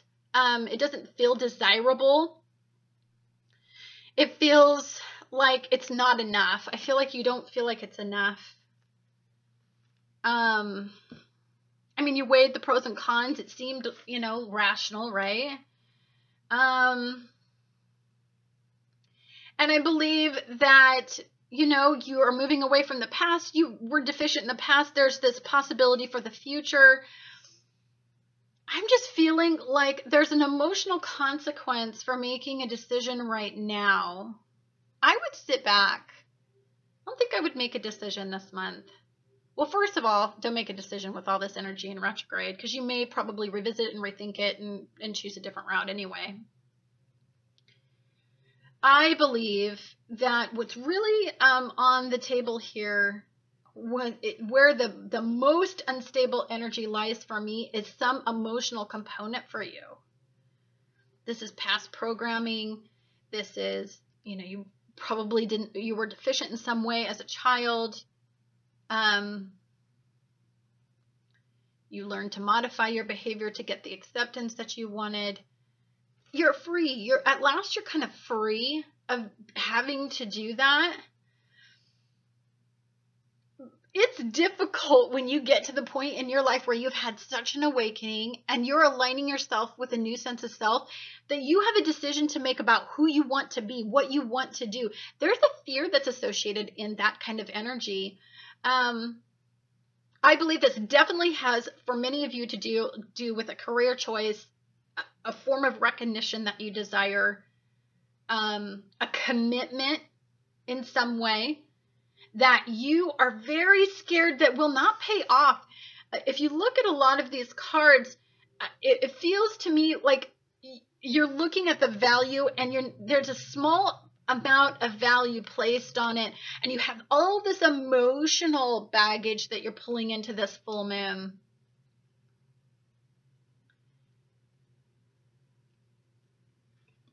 It might behoove you right now to really regress, shut down, and focus on self. And don't do anything when the energy is not like this. There's an ending. There's an accumulative energy, and you need to be a receiver in this energy. Do not influence what you're receiving, the information, the new ideas, the concepts, because I believe that there's something to be found. I love this card, the cumulative energy that comes out of this, is there's just you're such a loving and compassionate soul. I believe it aligns you with the ability to be loving, generous, and compassionate after this 30-day cycle. So I believe that there's some very beautiful energy that could come out of all of this energy. I believe that for some of you, what would be very, very wonderful for you is if you could go out there and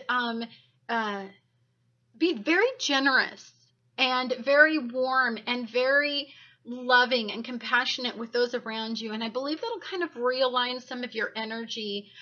It'll fill up some of this heart-based stuff that I feel. It feels like you're kind of hurting in this energy. I feel like you're a little lost. Like, I know what I want emotionally. There's all these directions I can go, and then it's like, but I really want this career, this life, this right. I feel like you want, and I just don't feel like you have the answer. And you won't, honey. The planets are all in retrograde, so you're not going to. Wait until these planets go out of retrograde, and all of this information becomes clear. When you have a mutable T-square, when you have your energy involved in a mutable T-square 1 minute, and then involved in a harmonious flow of energy that's skyrocketing your options, and then when you get involved in this mutable grand cross that pulls you in all different directions, how the hell can you make a decision? So I say, when energy gets like this, and if I know it's coming, I'm like, dude, I ain't doing nothing. Like, I'm just chilling. Don't freaking escape it. There's no need. Develop your identity, stay firm, stay strong. You're okay. Just more is going to be revealed. Definitely. There's just some information you don't see right now. It's no biggie. As planets start to go direct, they redirect your energy. Anyhow, guys, thank you so much for watching Annette's Astrology Corner, and I look forward to talking to you guys again on the next astrological event.